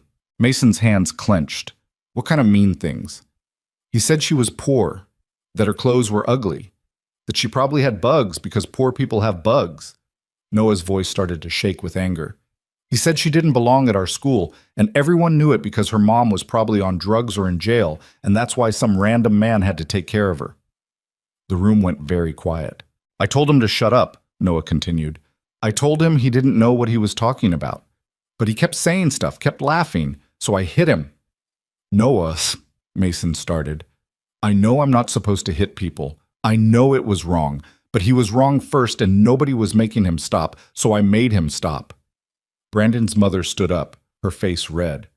This is outrageous. Your son violently attacked mine. Your son was bullying a 4-year-old child, Mason said quietly. A child who just lost her home and watched her mother almost die. So maybe before you defend Brandon's bloody nose, You should ask yourself what you've been teaching him about empathy. How dare you? No. How dare you raise a child who thinks it's acceptable to mock another child's poverty, to spread cruel rumors about a woman you've never met? Noah was wrong to hit him, but Brandon was wrong first. Principal Morrison held up a hand. Everyone needs to calm down. Fighting is never acceptable, regardless of provocation. Noah, you'll serve detention for the rest of the week. Brandon, you'll be joining him, and you'll both write apology letters. I'm not apologizing, Noah said. Then you'll be suspended. Mason put a hand on his son's shoulder. He'll write the letter, but so will Brandon, and his apology better address what he said about Lily, or we're going to have a bigger problem. Brandon's mother looked like she wanted to argue, but Principal Morrison's expression suggested that ship had sailed. Fine, she snapped. Come on, Brandon, we're leaving. They left in a flurry of expensive perfume and righteous indignation. The door slammed behind them. Principal Morrison sighed. Mr. Carter, Noah's behavior today was unacceptable, but between you and me, Brandon's been a problem for a while. This might actually be the wake-up call his parents need. Between you and me, Mason said, I'm proud my son stood up for someone who couldn't defend herself. I just wish he'd found a way to do it that didn't involve violence. We'll work on conflict resolution, but yes, the instinct was good even if the execution was poor. She dismissed them with instructions about the detention schedule and the apology letter. Mason led Noah out to the car in silence. They'd been driving for 5 minutes before Noah spoke. Are you mad? Mason thought about it.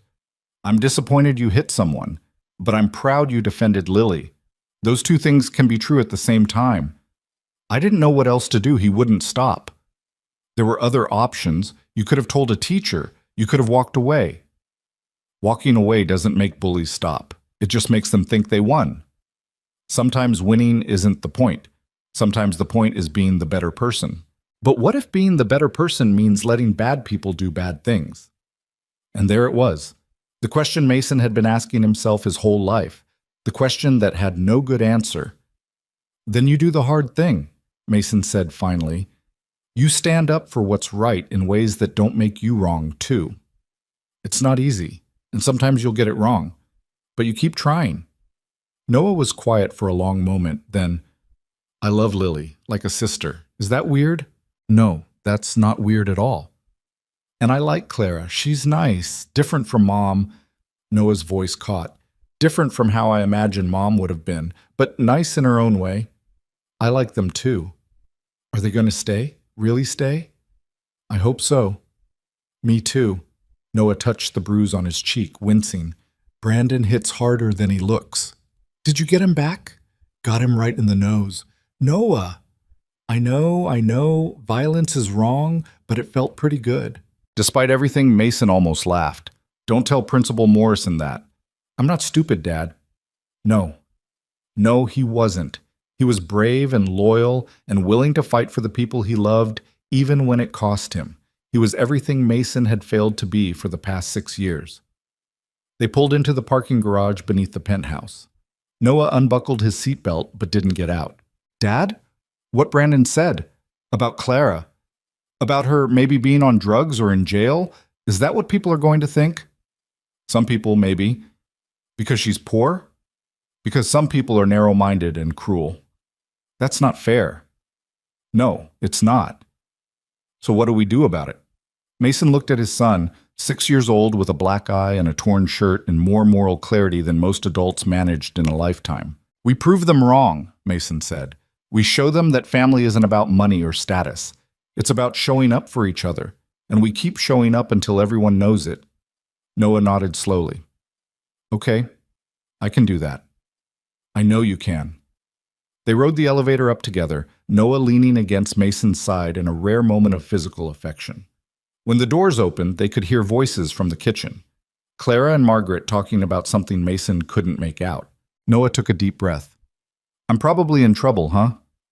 Probably, but we'll face it together. They walked into the kitchen. Clara took one look at Noah's face and was out of her chair immediately. What happened? I got in a fight. Are you okay? I'm fine. You should see the other guy. Clara crouched in front of him, examining the bruise with gentle fingers. Who hit you? Brandon Whitmore. He's in 3rd grade. Why were you fighting a third grader? Noah looked at Mason, uncertain. Mason nodded.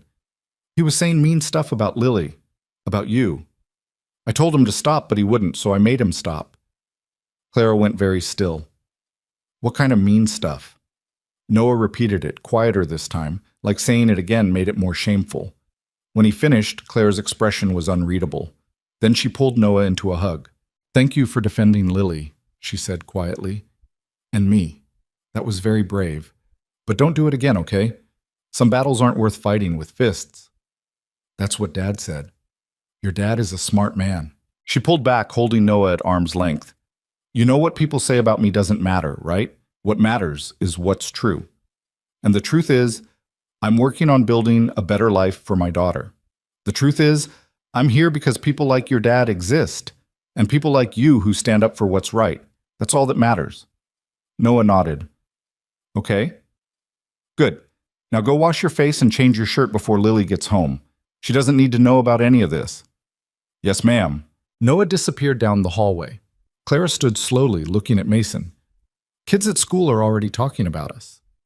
Apparently, this is going to keep happening. People are going to assume things, make judgments. It's going to affect Noah. Noah can handle it. But should he have to? You didn't sign up for your son to become a target because you took us in. Nobody's a target. Brandon Whitmore is a bully who needed someone to stand up to him. Noah just happened to be there. Don't minimize this. I'm not. I'm saying we knew this wasn't going to be easy, but that doesn't make it wrong. Clara wrapped her arms around herself. I don't want to be the reason your life gets complicated.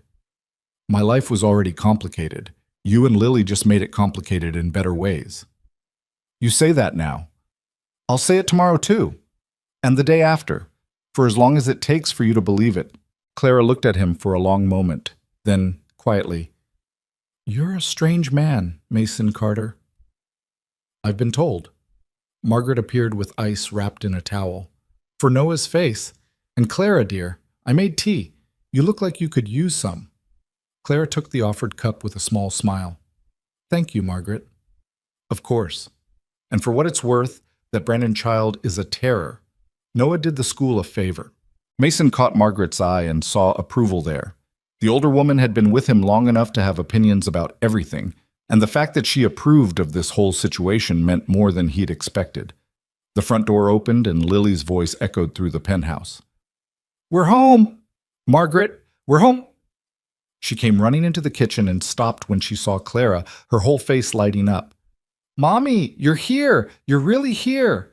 Clara swept her daughter into her arms, holding on tight. I'm here, baby. I'm really here. Are you staying? Forever and ever? Clara looked at Mason over Lily's head. He could see the fear there, the uncertainty, but also something else, something that might have been hope. For as long as we can, Clara said. For as long as they'll have us. Lily pulled back. That means forever, because Mason promised. Right, Mason? Right, Mason agreed. Forever.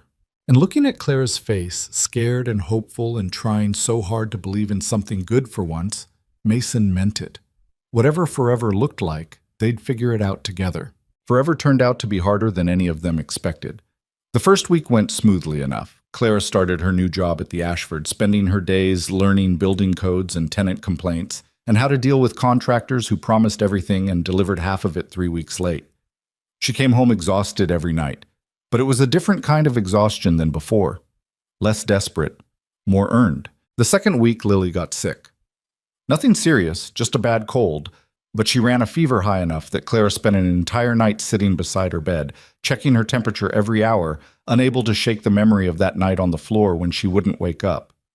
Mason found her at 3 a.m, still in the chair, Lily sleeping peacefully now that the fever had broken. She's fine, he said quietly from the doorway. I know. You should get some sleep. I know that too. But she didn't move. Mason came and sat on the floor beside her chair, his back against the wall, and they stayed there in silence until dawn broke over the city.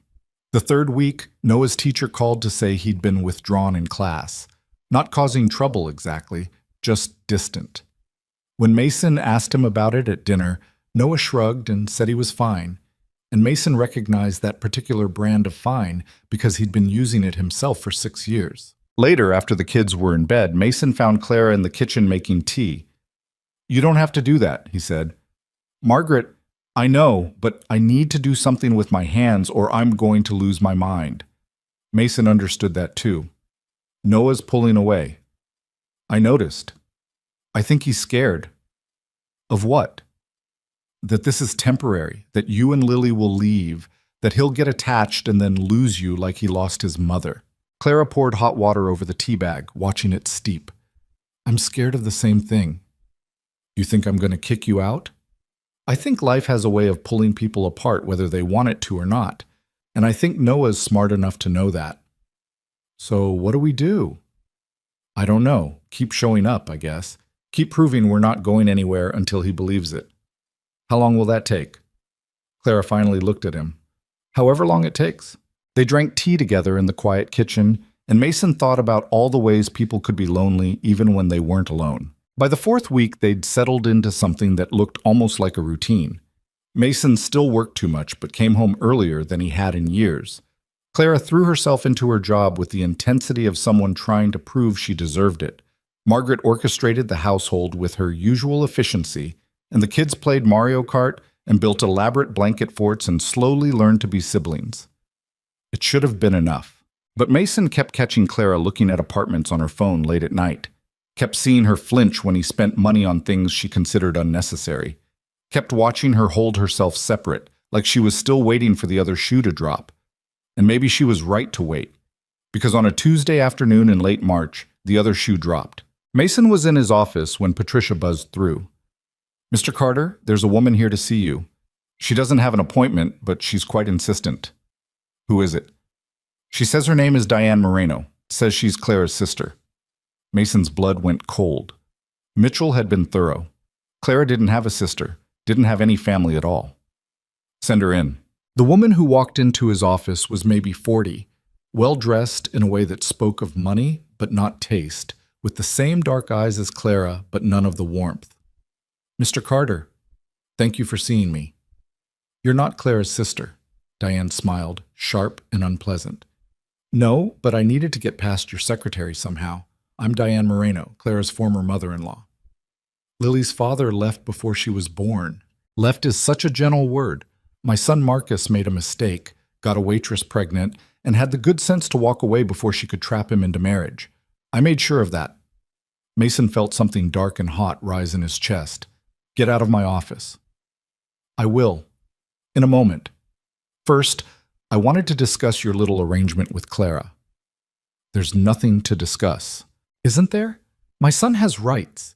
Rights he's never exercised because I advised him not to. But things change, circumstances change, and when I heard that my granddaughter was living with a strange man because her mother had been hospitalized for neglect, it wasn't neglect. She has diabetes. She chose not to take her medication. That's neglect in the eyes of the court. And now she's living off your charity, working a job she's unqualified for, exposing my granddaughter to who knows what kind of environment. If you have concerns about Lily's welfare, you could have reached out to Clara directly." "Why would I do that when I have something much more effective?" She pulled a folder from her designer handbag and set it on Mason's desk. He didn't touch it. "Custody papers," Diane said. "I'll tell you. My son is filing for full custody of his daughter. We have lawyers, we have money, and we have a very compelling case about an unfit mother and the billionaire she's manipulating." "Clara isn't manipulating anyone, isn't she? A poor single mother suddenly living in a penthouse with a wealthy man? Working a job she has no experience for? It's going to look very bad in court, Mr. Carter. Very bad indeed. You can't just take someone's child. We can when that someone has proven herself incapable of basic care. When she'd rather shack up with a stranger than provide a stable home. When she's so desperate for money, she'll do anything to secure it." Mason's hands clenched into fists under his desk. "What do you want?" "Smart man. I want Clara and Lily out of your life, completely. Clara goes back to whatever hole she crawled out of, and Lily comes to live with her father and me, where she belongs, where she'll have opportunities and education and a real family." "Lily has a real family with Clara." "Does she?" Or does she have a mother who works all the time and a man who's using them both to play house because he's too damaged to form real relationships? The words hit harder than they should have. Maybe because there was a grain of truth in them. Maybe because Mason had been asking himself the same questions late at night when he couldn't sleep. "You have 24 hours, Diane continued. "Tell Clara to sign over custody voluntarily and we'll make this easy. No court battle, no nasty publicity, just a quiet transfer and everyone moves on. And if I tell you to go to hell, then we go to court. And we win. And Clara loses her daughter anyway, except she also loses her dignity and her reputation and probably her job when the media tears apart every detail of her pathetic life. Your choice, Mr. Carter, easy way or hard way." She stood, smoothing her skirt. 24 hours. "I'll be waiting." The door closed behind her with a soft click. Mason sat alone in his office, staring at the custody papers, feeling the walls he'd spent weeks carefully dismantling start to rebuild themselves brick by brick. He should tell Clara, right now. Should warn her that a threat was coming so she could prepare. But the image of her face, the fear, the resignation, the absolute certainty that good things never lasted, kept him frozen in his chair. Maybe Diane was right. Maybe he was playing house. Maybe he dragged Clara and Lily into his broken life without thinking about the consequences. Maybe the best thing he could do for them was let them go before his presence made everything worse. Mason pulled out his phone. Mitchell answered on the first ring. "I need you to look into someone. Diane Moreno. And her son Marcus, everything. Financial records, legal history, medical records if you can get them. I need ammunition." "What kind of ammunition?" "The kind that wins custody battles." Mason told him everything. When he finished, Mitchell was quiet for a long moment. "This is going to get ugly," he said finally. "I know. They have money, probably as much as you do, and they're not wrong about how this looks. Single mother, sudden living arrangement, new job she's unqualified for. A judge might have questions. So we give them answers. What if the answers aren't good enough? Then we find better answers. Mason, I'm not letting them take Lily. Do whatever you have to do." He hung up and sat in the darkening office, watching the city lights blink on one by one, and wondered how everything had gone wrong so fast. The penthouse was full of noise when Mason finally got home at 8. Lily and Noah were shrieking with laughter about something in the living room. Clara was in the kitchen with Margaret, the two of them cooking together in the easy way they'd developed over the past month. It looked like a family, felt like a family. And Mason was about to blow it all apart. "You're late," Clara said when she saw him. Not accusatory, just factual. "Work stuff." "You okay? You look—" "I'm fine." But he wasn't fine, and she could see it. Clara dried her hands on a dish towel, studying his face with that too observant expression she got sometimes. "What happened?" "Nothing, just a long day." "Mason! Daddy!" Lily came running, throwing her arms around his legs. "We made a fort! A really, really big one. Come see!" Mason let himself be dragged into the living room where an elaborate structure of blankets and couch cushions had taken over most of the available space. Noah was inside it, surrounded by books and flashlights and what appeared to be their entire collection of stuffed animals. "It's a fortress," Noah explained, "with multiple rooms and a defense system." "Defense against what?" "Dragons, obviously." "Obviously." Lily pulled Mason down to crawl inside. The fort was actually impressive, with different chambers and support beams made from broomsticks and an intricate pulley system for passing snacks. "This is amazing," Mason said, meaning it. "Clara helped with the engineering," Noah said. "She knows about load-bearing walls and structural integrity and stuff." "Does she now?" Clara's voice came from outside the fort. "I might have learned a few things in my new job." Mason crawled back out to find her smiling, and for just a moment he could forget about Diane Moreno and custody papers and threats with 24-hour deadlines. "Dinner's ready," Margaret called, "and you're all going to eat at the table, not in that blanket monstrosity. But Margaret, table, now. The fortress will still be here after dinner." The kids grumbled but obeyed. They gathered around the dining table, another routine they'd fallen into, this family dinner thing that Mason had never done even when Sarah was alive. Back then he'd worked late, eaten at the office or in meetings, treated meals like fuel rather than events. Now he looked forward to them, to Noah's rambling stories about school, to Lily's running commentary on everything, to Clara's quiet observations, to Margaret's subtle orchestration of it all, to feeling like he belonged somewhere. Mason? Clara was looking at him with concern. You sure you're okay? You've barely touched your food. Just thinking. About what? About how to tell her that someone was trying to take Lily away. About whether fighting back would make things better or worse. About whether he had any right to fight at all. Work stuff, he said again. Nothing important. Clara didn't believe him. He could see it in her eyes. But she let it go, turning her attention back to Lily's story about a kid at pre-K who'd brought a frog to show and tell. After dinner, after the kids were in bed, after Margaret had retired to her room, Mason found Clara on the balcony. She was wrapped in one of his old sweatshirts, looking out at the city with an expression he couldn't read. I used to hate this view, she said without turning around. All those lights, all those people living their lives in warm apartments with enough food and no fear. It felt like mockery. And now? Now I'm one of them, one of the warm apartment people, and I keep waiting for someone to realize it's a mistake and take it all away. Mason's chest tightened. Clara, I know what you're going to say, that I deserve this, that I've earned it, that I should stop waiting for the other shoe to drop. She finally looked at him. But shoes always drop, Mason, always. And the higher you climb, the harder you fall. This was it, the moment to tell her, to warn her about Diane and Marcus and the custody battle brewing. Instead, he heard himself say, what if they don't? What if sometimes you climb high and you just stay there? That's not how life works. Not for people like me. You're not people like you anymore. You're just people. Same as everyone else. Clara laughed, bitter. Says the billionaire. I mean it. I know you do. That's what makes it so hard. She wrapped the sweatshirt tighter around herself. You don't see the difference because you've never lived it. But there's a line, Mason, between people who have and people who have not. And you can cross it temporarily. You can visit the other side, but you can't change where you came from. And eventually that matters. It doesn't have to. It already does. Noah got in a fight because of me, because of what people assume about me. That's going to keep happening. The stares, the whispers, the judgment. And eventually you're going to get tired of defending me. I won't. You don't know that. Yes, I do. Clara looked at him for a long moment. Why are you really doing this? And don't say it's because it's the right thing.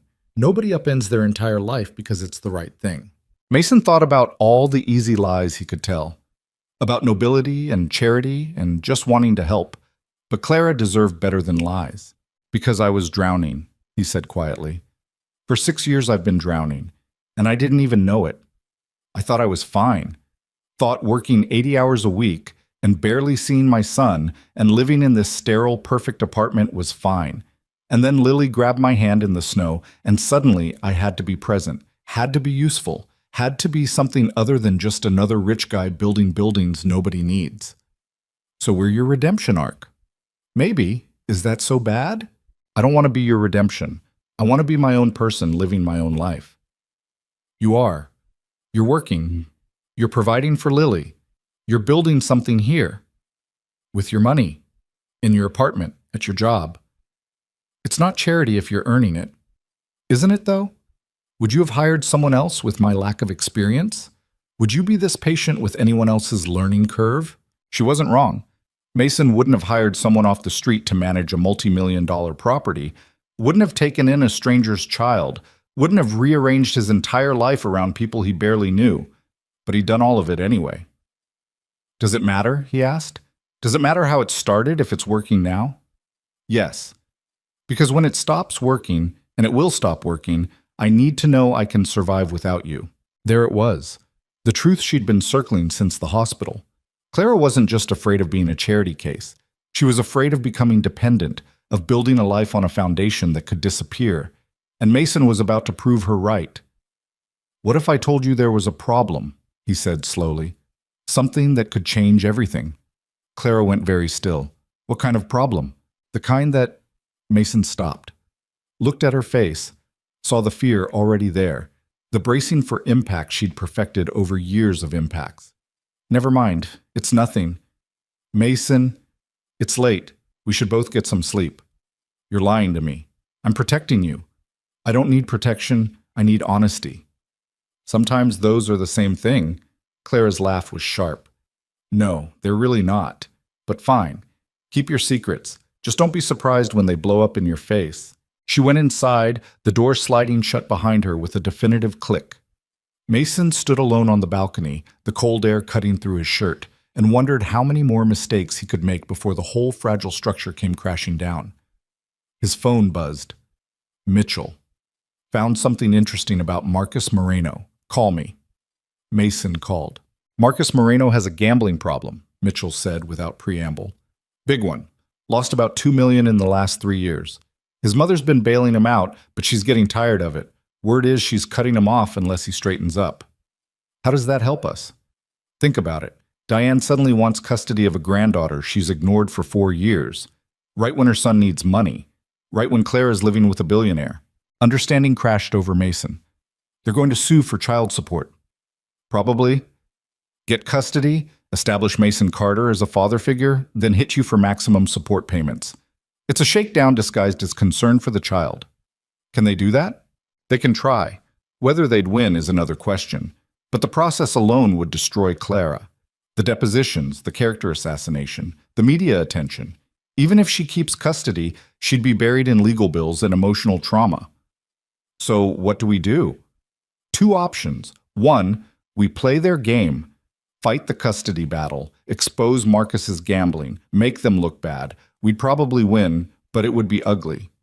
And option 2, we pay them off, quietly. Give them enough to make the problem go away. Nobody goes to court. Nobody gets hurt. That's extortion. Welcome to family law. Mason leaned against the balcony railing. How much? For them to go away completely? Probably $5 million. Maybe more. Do it. Mason, I said do it. Whatever it takes to make them disappear. I don't want Clara anywhere near a courtroom. You're going to have to tell her eventually. You can't hide this forever. I can hide it long enough. Mitchell sighed.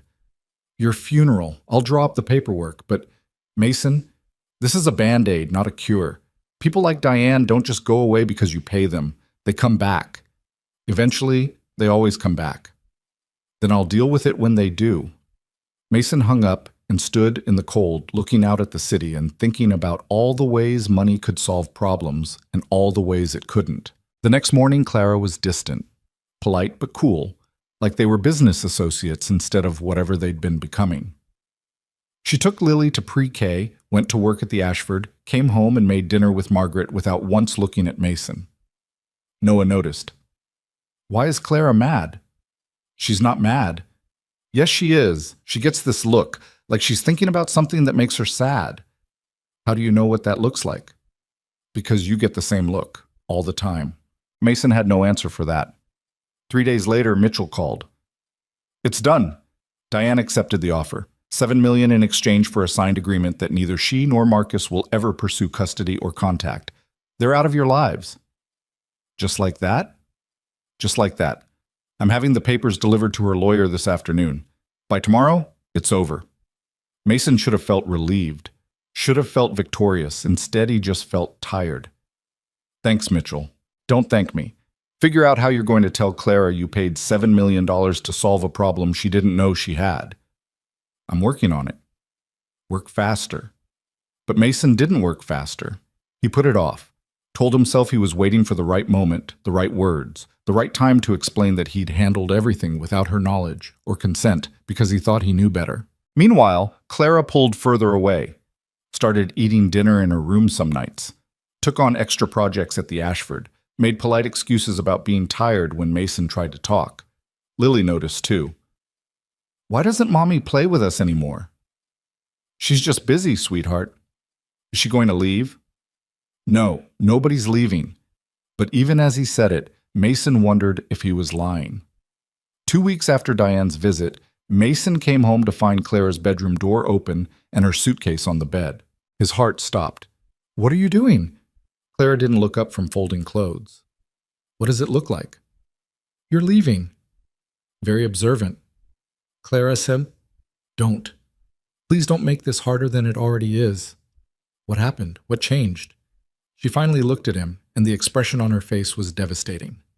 I got a call today from a lawyer asking me to confirm receipt of custody agreement papers. Papers I never signed, never even saw. Mason's blood turned to ice. Apparently, Clara continued, voice shaking, Lily's biological father was trying to sue for custody. And apparently someone paid him $7 million to make that lawsuit go away, without telling me, without asking me, without even giving me the basic respect of knowing my daughter was in danger. I was trying to protect you. I don't need your protection. I needed honesty. I needed to be told that my child was at risk so I could fight for her. You would have lost. They had money, lawyers, a solid case. So you decided to play hero, to swoop in and fix everything with your checkbook. I decided to do what needed to be done. You decided to treat me like a child, Claire's voice broke. Like I was too fragile or too stupid to handle my own problems. You made decisions about my daughter without me. You paid $7 million like that's something normal people do. Like money can fix everything. It did fix everything. Right? Said so? Right? No, it didn't. It proved that I was right all along. That this whole thing is temporary. That when real problems come up, you'll handle them your way, with your money, without me. That I'm not actually a partner in my own life. I'm just a charity case you're managing. That's not true. Then why didn't you tell me? The question hung between them. Why didn't you trust me enough to tell me my daughter was in danger? Mason had no good answer, because the truth was he hadn't trusted her. Hadn't trusted her to handle it without falling apart. Hadn't trusted her to fight without getting hurt. Hadn't trusted her to be strong enough when she'd spent 4 years proving exactly how strong she was. I was wrong, he said quietly. I should have told you. I'm sorry. Sorry doesn't fix this. Then what does? What do you need me to do? Clara zipped the suitcase closed. I need you to let me go. Let me and Lily go back to our lives. Find an apartment we can actually afford. Build something that's ours instead of yours. You don't have to leave. Yes, I do, because every day I stay here, I lose a little more of myself. I start thinking maybe this is normal. Maybe this is what I deserve. Maybe I should just accept that someone else knows what's best for my life. And I can't do that, Mason. I can't be that person. What about Lily? What about Noah? What about them? They love each other. They're siblings in everything but name. You're going to rip them apart because of your pride? Clara's face went white. Don't. Don't you dare make this about pride. Then what is it about? It's about survival. It's about knowing that when you're gone, when you get bored or tired or find some other broken family to save, I need to be able to stand on my own 2 feet. And right now I can't do that because I've let myself depend on you for everything, for housing, for income, for security, for family. And that's dangerous. I'm not going anywhere. You can't promise that. I can, and I am. I'm not leaving. Not now. Not ever. Clara looked at him with something like pity. You left Noah for 6 years. Left him alone in this apartment with nannies and staff while you built buildings. You think you won't do the same to us? The words landed like a physical blow. That was different. Was it? Or are you just better at running away when things get hard than you want to admit? Mason wanted to argue, wanted to explain that he'd been grieving, that he'd been doing his best, that it wasn't the same thing at all. But she wasn't entirely wrong. Stay, he said. Please, just stay and let's figure this out. I can't. Can't or won't? Does it matter? Clara picked up her suitcase. Mason stepped in front of the door. Move. No. Mason, I love you. The words fell into the space between them like stones into still water. Clara's expression crumpled. Don't. I love you. I love Lily. I love the noise and the chaos and coming home to your teacups in my sink. I love watching you and Margaret cook. I love hearing you laugh with Noah. I love all of it, and I'm not ready to let it go. You don't love me. You love the idea of me, the broken thing you got to fix. That's not true. Isn't it? You've known me for 6 weeks, Mason. 6 weeks. That's not love. I don't even know what that is, but it's not love. Then what do you call it when someone becomes the first thing you think about in the morning and the last thing you think about at night? What do you call it when making someone smile becomes more important than making money? What do you call it when you'd burn your whole life down just to make sure they're okay? I call it codependency. I call it trauma bonding. I call it a lot of things, but I don't call it love. Mason stepped aside. Fine. Go. Take Lily and go back to struggling and being alone and refusing help from anyone. But don't pretend it's because you don't have feelings for me. Pretend it's because you're too scared to admit you do. Clara's hand tightened on the suitcase handle. For a moment, Mason thought she might actually say something, might admit that she felt it too, this impossible thing that had grown between them in 6 short weeks. Instead, she walked past him without a word. Mason followed her down the hallway. Margaret appeared from the kitchen, took one look at the suitcase, and her face fell. Clara, dear.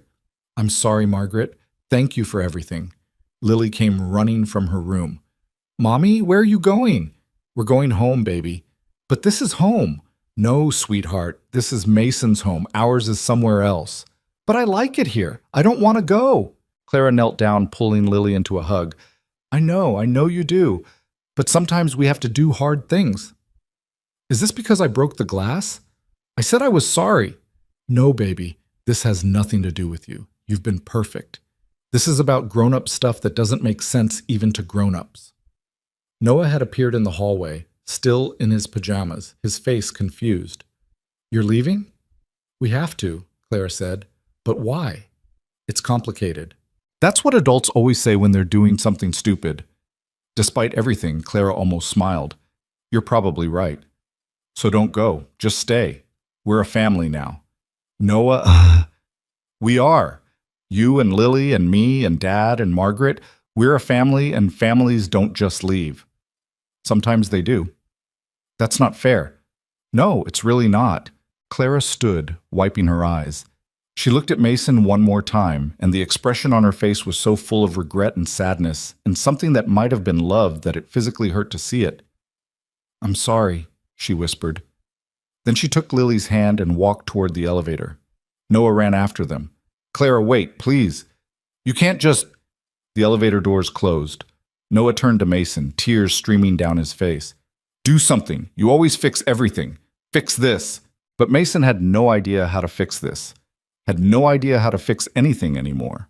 Margaret put a hand on Noah's shoulder. Come on, dear. Let's get you ready for school. I don't want to go to school. I want Clara and Lily back. I know, but sometimes wanting isn't enough. She led Noah away, leaving Mason standing alone in the hallway, staring at the closed elevator doors and wondering how everything had gone so completely, devastatingly wrong. His phone buzzed. A text from an unknown number. Thank you for doing the right thing. Lily deserves better than the life Clara could have given her. Maybe now Clara will realize that too. Diane Mason stared at the message, a cold fury building in his chest. Diane had done this. Somehow, she'd made sure Clara found out about the payment, had orchestrated this whole disaster just to prove a point about Clara's worth. He called Mitchell. Find Diane Moreno. Find out if she contacted Clara. And if she did, I want to know every law she broke doing it. Mason, do it. Now. He hung up and slid down the wall, sitting on the floor of his hallway in his expensive suit, and finally let himself feel the full weight of what he'd lost. Not just Clara and Lily, but the family they'd been building, the life they'd been creating, the version of himself that wasn't just a billionaire playing at being human, but was actually, finally, human again. Gone. All of it gone. Because he'd thought he knew better. Because he'd tried to fix things with money instead of trust. Because he'd spent so long building walls that he'd forgotten how to build bridges. And now he was alone again, just like he'd been for 6 years, just like he deserved to be. The penthouse felt like a mausoleum for the next 3 days. Noah refused to go to school, refused to eat, spent most of his time in the blanket fort he and Lily had built, crying where he thought no one could hear him. Margaret moved through the apartment like a ghost, cooking meals nobody touched, cleaning rooms that stayed clean because nobody used them. And Mason sat in his office, staring at papers he couldn't read, taking calls he didn't hear, slowly realizing that he'd become exactly what Clara had accused him of being, a man who solved problems with money because he'd forgotten how to solve them with humanity. Mitchell called on the 4th day with news. Diane sent Clara the payment information, anonymous email from a burner account. Can't prove it was her legally, but we both know it was. Why would she do that? She got what she wanted. Did she? She wanted Lily. Instead, she got a payout, and Clara still got custody. My guess is she was hoping Clara would crack, go running back to you, prove she can't make it on her own. Clara's not going to crack. How do you know? Because she's survived worse than this. She doesn't need me. She never did. Then why does it feel like you need her? Mason didn't have an answer for that. He hung up and did something he hadn't done in years. He left work at noon, went home, and knocked on Noah's bedroom door. Go away. Not a chance. Mason opened the door anyway. Noah was curled up on his bed, still in pajamas, the pink stuffed bear Lily had left behind clutched against his chest. You can't just barge into my room.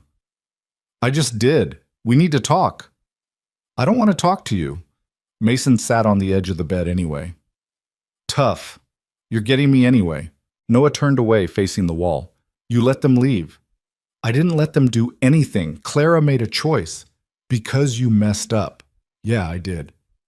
So fix it. It's not that simple. Why not? You fix everything else. Buildings, companies, problems. Why can't you fix this? Mason looked at his son's small back, shoulders shaking with the effort of not crying, and felt something crack open in his chest. Because fixing buildings is easy, he said quietly. You look at the blueprints, you find the weakness, you reinforce it. But people aren't buildings. You can't just throw money at them and expect them to hold together. And Clara doesn't want to be fixed. She's not broken. She just needed someone to trust her, and I didn't do that. So earn it back. How? Noah rolled over, his face blotchy and red. I don't know, but you're the grown-up. You're supposed to know this stuff. I'm terrible at this stuff. Then get better.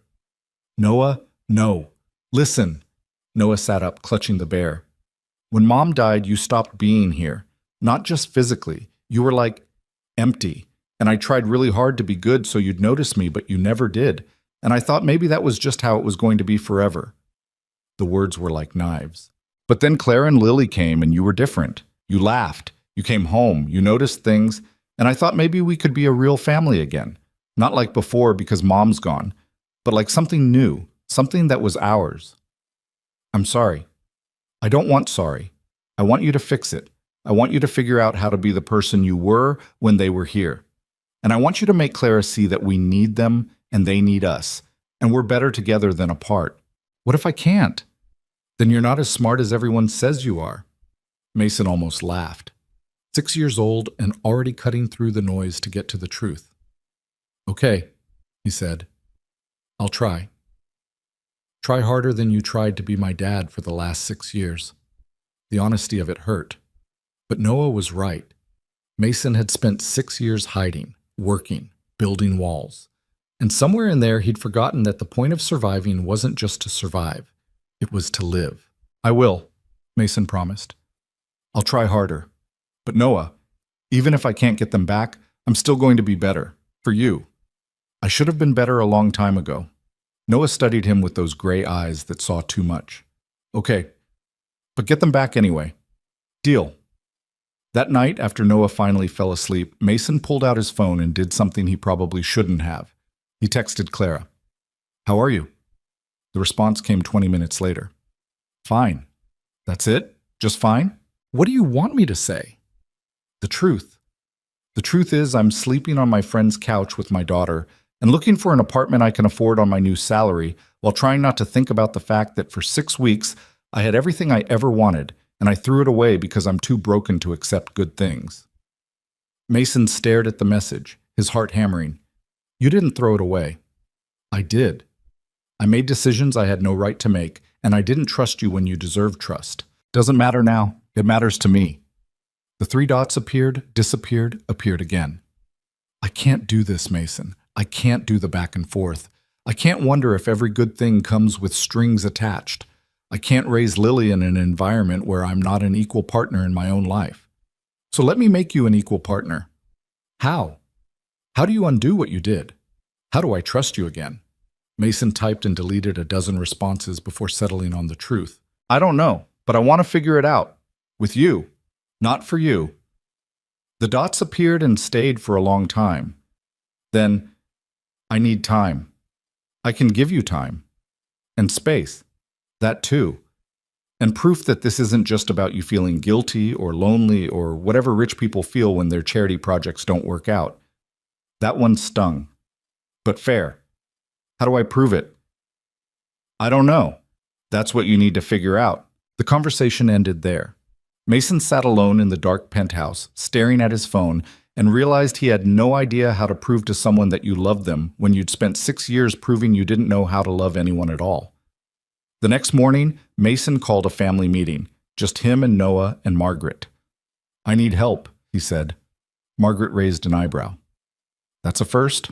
I know, but I'm serious. I messed up with Clara, badly, and I need to fix it, but I don't know how, so I'm asking for help.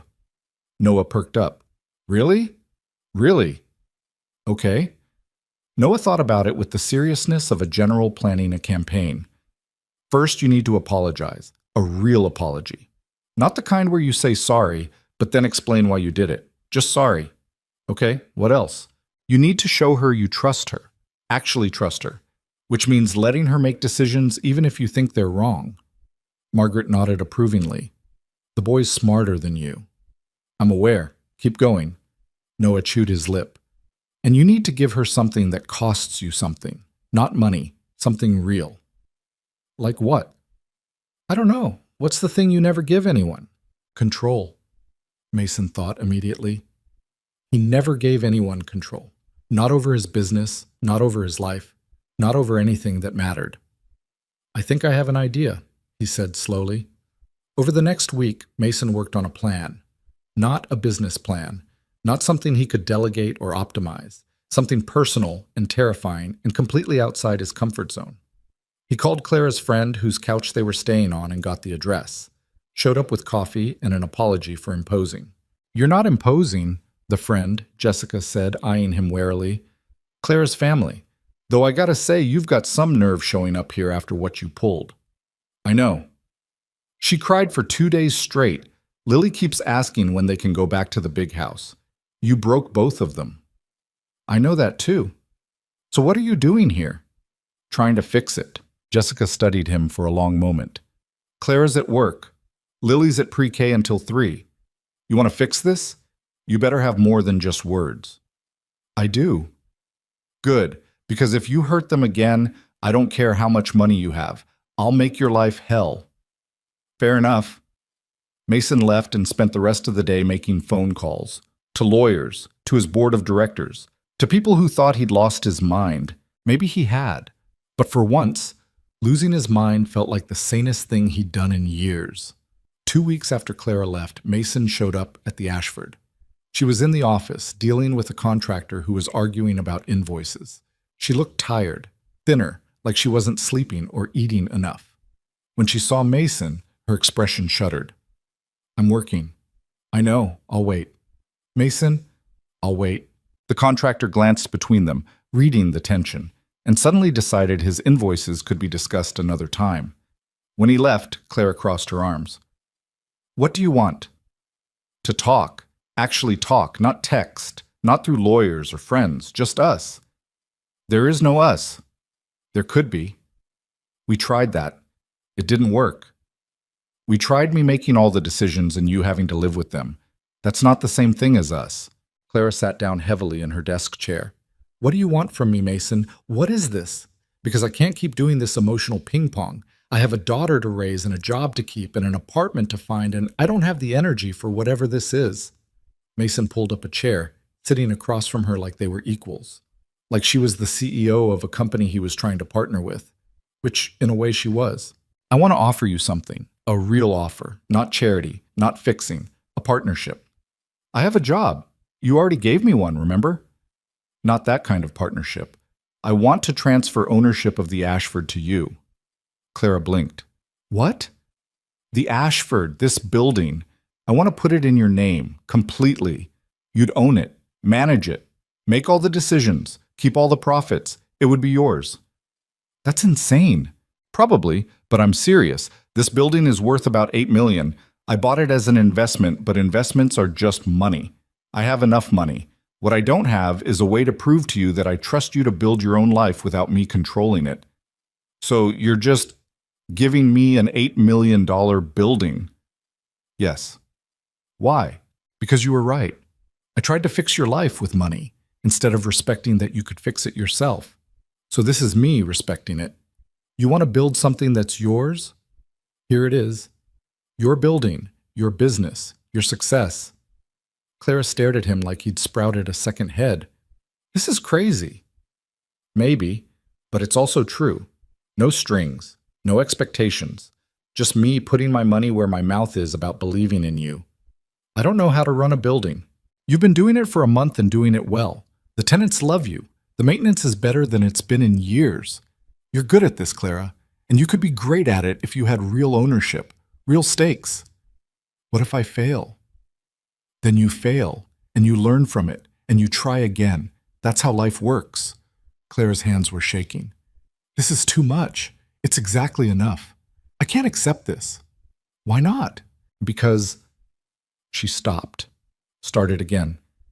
Because if I accept this, I owe you. I owe you $8 million worth of gratitude and obligation, and you don't owe me anything. That's the point. This isn't a loan. It's a gift. No, not even a gift. It's an investment in someone I believe in, whether we're together or not. Whether you ever speak to me again or not, you deserve a chance to build something that's completely yours. Tears were streaming down Clara's face now. Why are you doing this? Because Noah told me I needed to give you something that costs me something. And the thing that costs me the most isn't money, it's control. So I'm giving you control of this building, of your life, of whether you want me in it or not. That's not fair. Why not? Because it's working. You're making it really hard to stay mad at you. Good. That's manipulative. It's honest. Clara wiped at her face, mascara smearing. I don't know what to say. Say you'll think about it. The building offer stands whether you take me back or not. But Clara, I'm also here to ask for another chance. Not to fix you, not to save you, just to be with you, to figure out how to be a family together. Messy and complicated and real. What if I hurt you? Then I hurt, and I deal with it. That's what people do. What if I can't get past what you did? Then I live with that, but I want to try. I want to show you every day that I trust you, that I see you, that you're not a charity case or a project or anything other than someone I love. You barely know me. I know you work harder than anyone I've ever met. I know you love your daughter more than anything. I know you make terrible puns when you're nervous and you cry at commercials and you're afraid of letting people see you need things. I know you're stronger than you think you are and braver than you want to admit. And I know that in 6 weeks you changed my entire life in ways I didn't know were possible. Clara was full-on sobbing now. This is so stupid. What is? All of it. This whole thing. The fact that I want to say yes, even though every instinct I have is screaming that this is a mistake, that people like me don't get happy endings, that the universe is going to find some way to take this away. Maybe it will. Maybe something terrible will happen tomorrow. But doesn't that make today more important? Don't we owe it to ourselves to try? I'm so scared. Me too. What if we mess this up? Then we mess it up, and we try again. Clara, I spent 6 years being scared, being alone, keeping everyone at a distance because getting close meant risking the kind of pain I felt when Sarah died. And it was safe, but it was also empty. You and Lily made me realize that safe and empty isn't living, it's just existing. And I don't want to exist anymore. I want to live. With you, if you'll let me. Clara stood up, walked around the desk, and before Mason could say anything else, she kissed him. It wasn't like the movies. It was messy and tearful and tasted like salt and coffee. But it was real. It was them. Broken people trying to figure out how to be whole together. When they pulled apart, Clara laughed through her tears. This is insane. Completely. We're going to screw this up so many times, probably. And we need rules, real rules, about communication and decisions and not making unilateral choices about each other's lives. Whatever you want. I'm serious, Mason. I need to be an equal partner in everything, not just the relationship, but the parenting and the finances and all of it. Done. And I'm keeping the building. I hoped you would. But I'm paying you back over time with reasonable interest. Clara, non-negotiable. I'm not taking $8 million as a gift. That's insane, but I will take it as a zero-interest loan that I pay back over the next 20 years. Mason wanted to argue, but he could see in her eyes that this was the line, the thing she needed to maintain her sense of self. Fine, But I'm not charging you interest. 3%. 1. 2, and that's my final offer. Deal.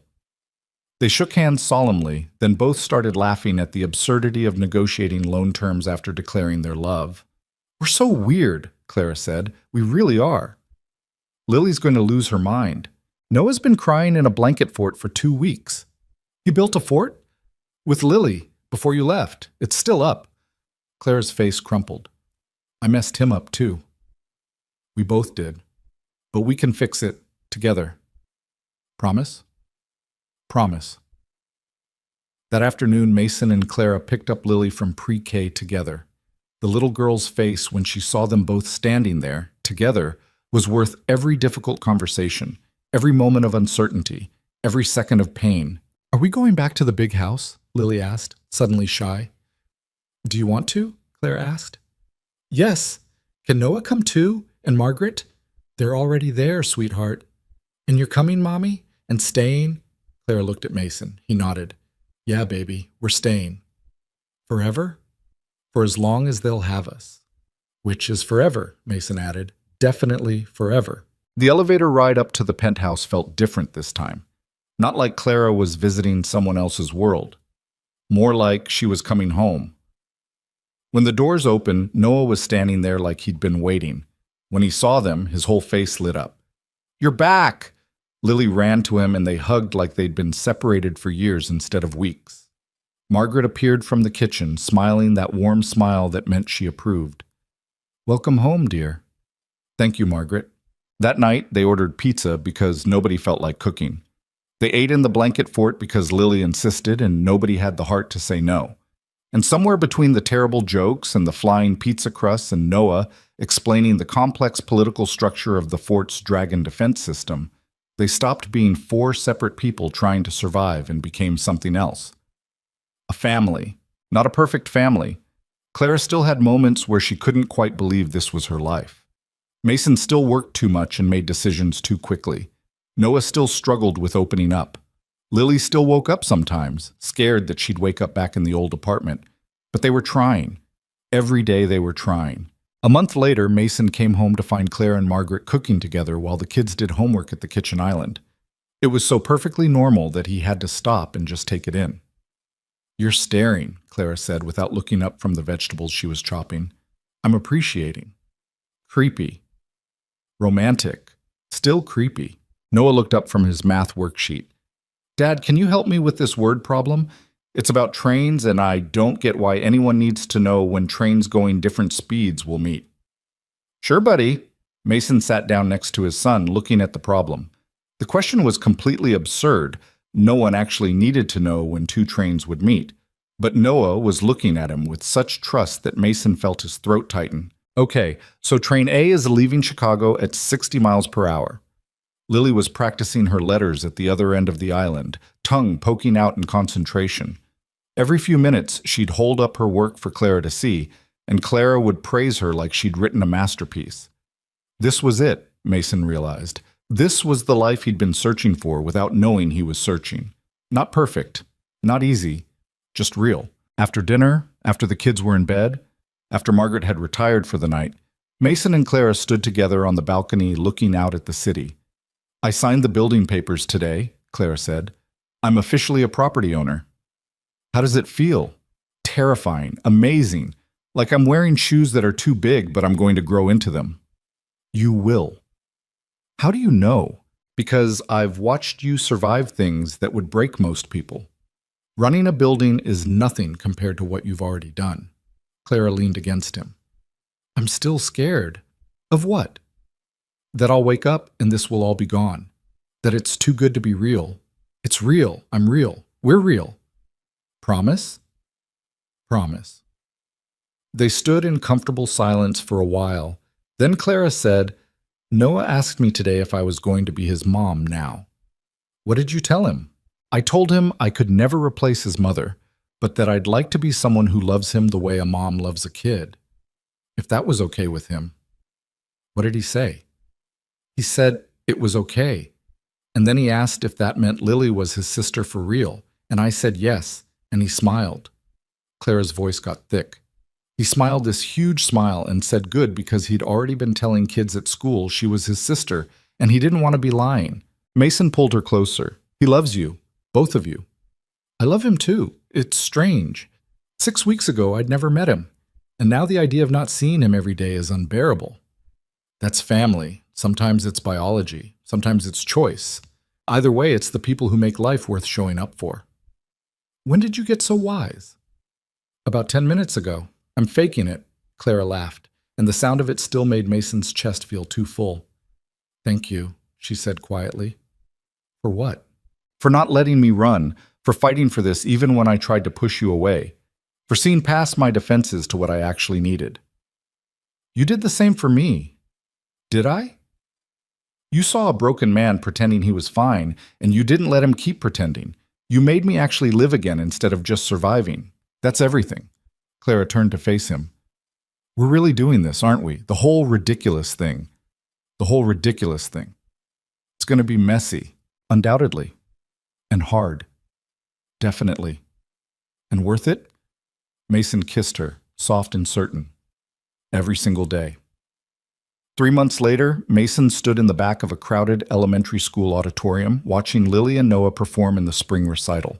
They were dressed as flowers. Noah had complained extensively about the costume, and were supposed to be doing some kind of interpretive dance about seasons changing. Mostly they were just spinning in circles and occasionally bumping into each other. It was perfect. Clara stood next to him, recording on her phone, even though they both knew they'd never watched the video.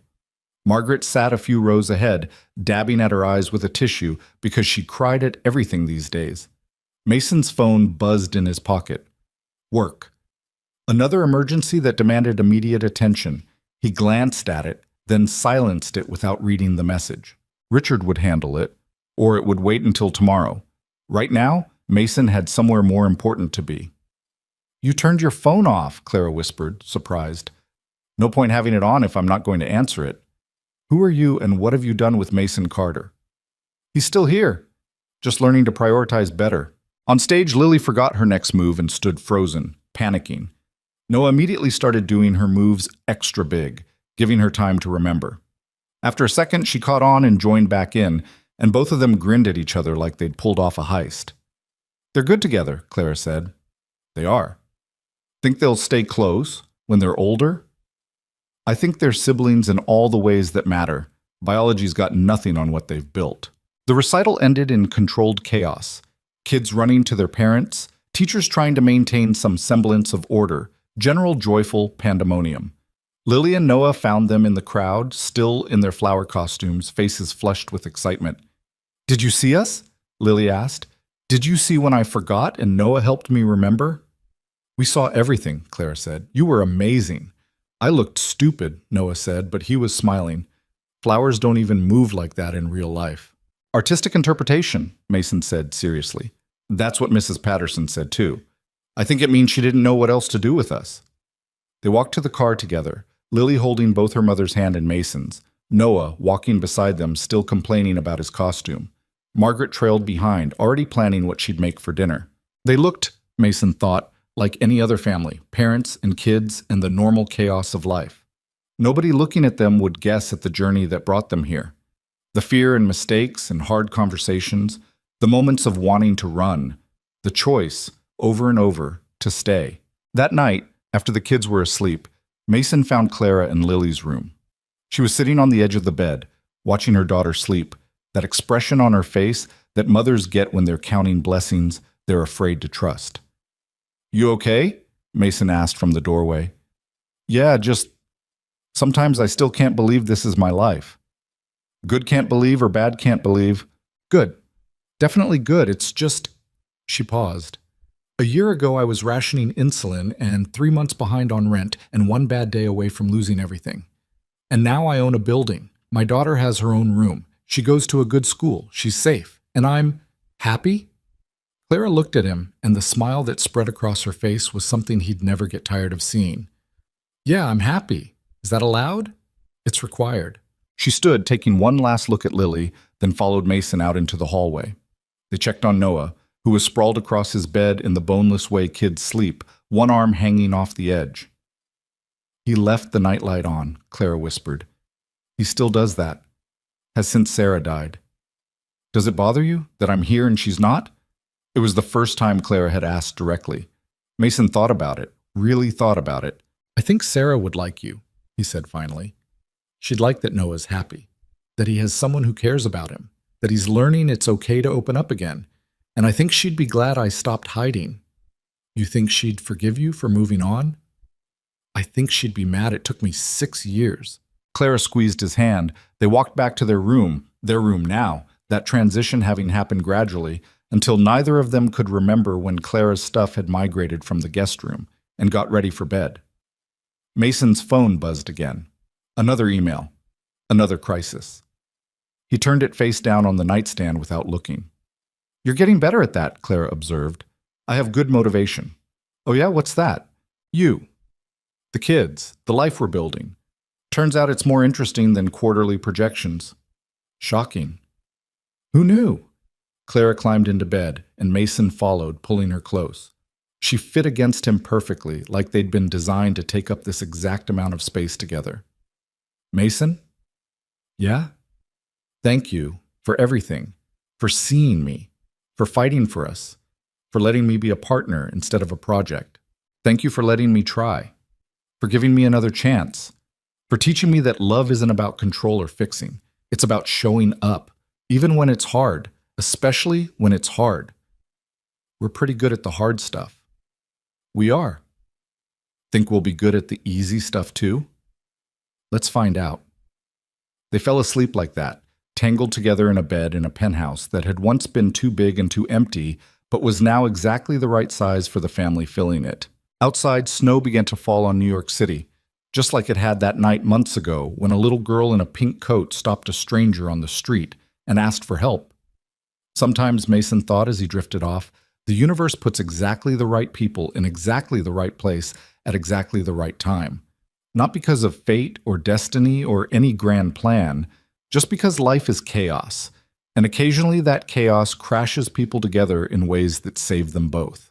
He'd been drowning and didn't know it. Clara had been fighting and didn't know she didn't have to fight alone.